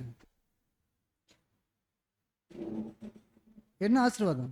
பரலோக ஆசீர்வாதம். அப்ப பரலோக ராஜ்யத்துல இயேசு கிறிஸ்துவோட கூட உடன் சுதந்திரம் ஆகக்கூடிய ஆசீர்வாதத்துக்குள்ள இருந்து பூமியில் இருக்கக்கூடிய முழு மனுக்குலத்தையும் ஆசீர்வதிக்கக்கூடிய ஆசீர்வாதத்துக்குள்ளாக தேவன் நம்மை அழைத்திருக்கார். அப்படிங்கும்போது அப்போ எல்லாத்தையும் இழந்தாலும் கூட இந்த ராஜ்யத்துக்கு உண்டான ஆசீர்வாதம் நமக்கு கிடைச்சா போதும். அதனால்தான் அந்த முத்து வியாபாரி சொல்றாரு, நான் எல்லாத்தையும் விட்டுட்டு இந்த நல்ல முத்துக்காக என்ன பண்ண எல்லாத்தையும் விட்டுறாங்கிறாரு. அப்போ நாம கூட என்ன பண்ணலாம்?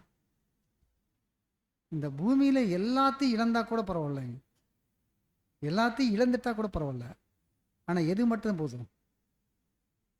கர்த்தர் இயேசு கிறிஸ்து கூட அவருடைய உடன் அங்கங்களா இருந்தா போதும்.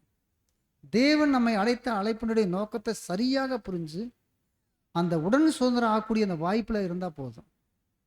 அதனால தான் நம்முடைய 7ஆம் தூதன் கூட பார்க்கும்போது அன்பான சகோதரர்களே, நம்முடைய 7ஆம் தூதன் பெரிய ஒரு ஆசீர்வாதம் உள்ளவர். அதாவது பெரிய ஆசீர்வாதம்னா ஐஸ்வர்யான். அவருக்கு தனித்தனி கப்பல்லாம் இருந்துச்சுங்களாம். யாருக்கு? 7ஆம் தூதன் ரசல் அவருக்கு கப்பல், ட்ரெயின் இதெல்லாம் தனித்தனியாக இருந்துச்சுங்களாமாங்க. அவ்வளோ ஒரு ஐஸ்வர்யவான்.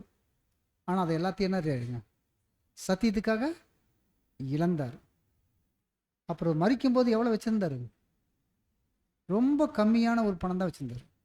அதுபோல் நாம் சேர்க்கறத பெரிய மேட்டர் இல்லைங்க. சேர்த்து இந்த காலத்தில் நிறைய சேர்க்கலாம், ஆனால் அதெல்லாம் வேஸ்ட். ஏதாவது ஒரு ஜீவனை கொடுக்குமா? ஜீவனை காப்பாற்ற முடியுமா? முடியாது. அப்போ இது எல்லாத்தையும் நாம் வித்துட்டோம் அப்படின்னா, எல்லாத்தையும் நாம் விட்டுட்டோம் அப்படின்னா பரலோக ஆசீர்வாதத்தை நாம் சுதந்திரிச்சுக்கலாம். அடுத்து போடுங்க. இறுக்கமான வழியில் நடப்பவர்கள் மட்டுமே பெரிய பரிசை பெறுவார்கள். அதை வாங்குவதற்கு இனிமேல் எதிலும் சொந்த விருப்பம் இல்லாமல் நிந்தை, ஏளனம், துன்புறுத்தல், நண்பர்களின் இழப்பு, இன்னல்கள் போன்றவற்றில் நாம் முழுமையாக இறைவனுக்கு அடிபணிய வேண்டும். அது சர்மன் புக்ல இருக்குது 683. அப்ப பாருங்க அன்பான சார், அப்ப இடுக்கமான வழியில, அதான் சார் கர்த்தர் சொல்லும்போது இடுக்கமும் வழி நெருக்கமா இருக்கிற வழியை கண்டுபிடிக்கிற எத்தனை பேர் சொன்னாருங்க? சிலர் கொஞ்சம் பேர் தான் தெரியுங்க. இந்த இடுக்கமான வாசல் வழியாக உட்பிரவேசிக்கிறதுக்கு எத்தனை பேர் வருவாங்கன்னு சொல்லாருங்க? ரொம்ப ரொம்ப சொற்பமானவர்கள் தான் வருவாங்களாம். அப்படின்னு பார்க்கும்போது அன்பான சார் சொல்லு, அப்ப பாருங்க கீழே பாருங்க, இந்த முத்தை பெறுபவர்களின் எண்ணிக்கை வரம்புக்குட்பட்டது. 144,000 பேர் மட்டுமே. இந்த முத்தை பெறுவதற்கு வரம்புக்கு உட்பட்டது. இந்த பரலோக ராஜ்யத்தினுடைய ஆசீர்வாதத்தை பெற்றுக்கொள்ளக்கூடிய எண்ணிக்கை எவ்வளோங்க? 144,000 பேர். இப்பேற்பட்ட ஒரு ஆசீர்வாதத்துக்காகத்தான் தேவன் நம்ம என்ன பண்ணிக்காருங்க, இந்த பஸ்காவலை கூட பங்கு கொள்ளும்படியாக தேவன் நம்மை ஆயத்தப்படுத்திருக்காரு. அப்போ தேவனுக்கு நம்ம ஒவ்வொரு நாளும் ஜபத்தில் நன்றி சொல்லக்கூடியவர்களாக நாம் இருக்கணும் அன்பான சகோதர சொல்லு. ஏன்னா தேவனுடைய தயவுனாலையும் அவருடைய இரக்கத்தினாலையும் கிருபையினால தான் இப்படிப்பட்ட ஆசீர்வாதத்தை தேவன் நமக்கு கொடுத்துருக்கார் அன்பான சகோதர சொல்லு. அதுக்காக கூட தேவனிடத்தில் நன்றிகளையும் ஸ்தோத்திரங்களையும் எடுத்துக்கொள்வோம். பொறுமையோடு கேட்ட யாவரையும் தேவன் தாமே ஆசீர்வதிப்பாராக. ஆமென்.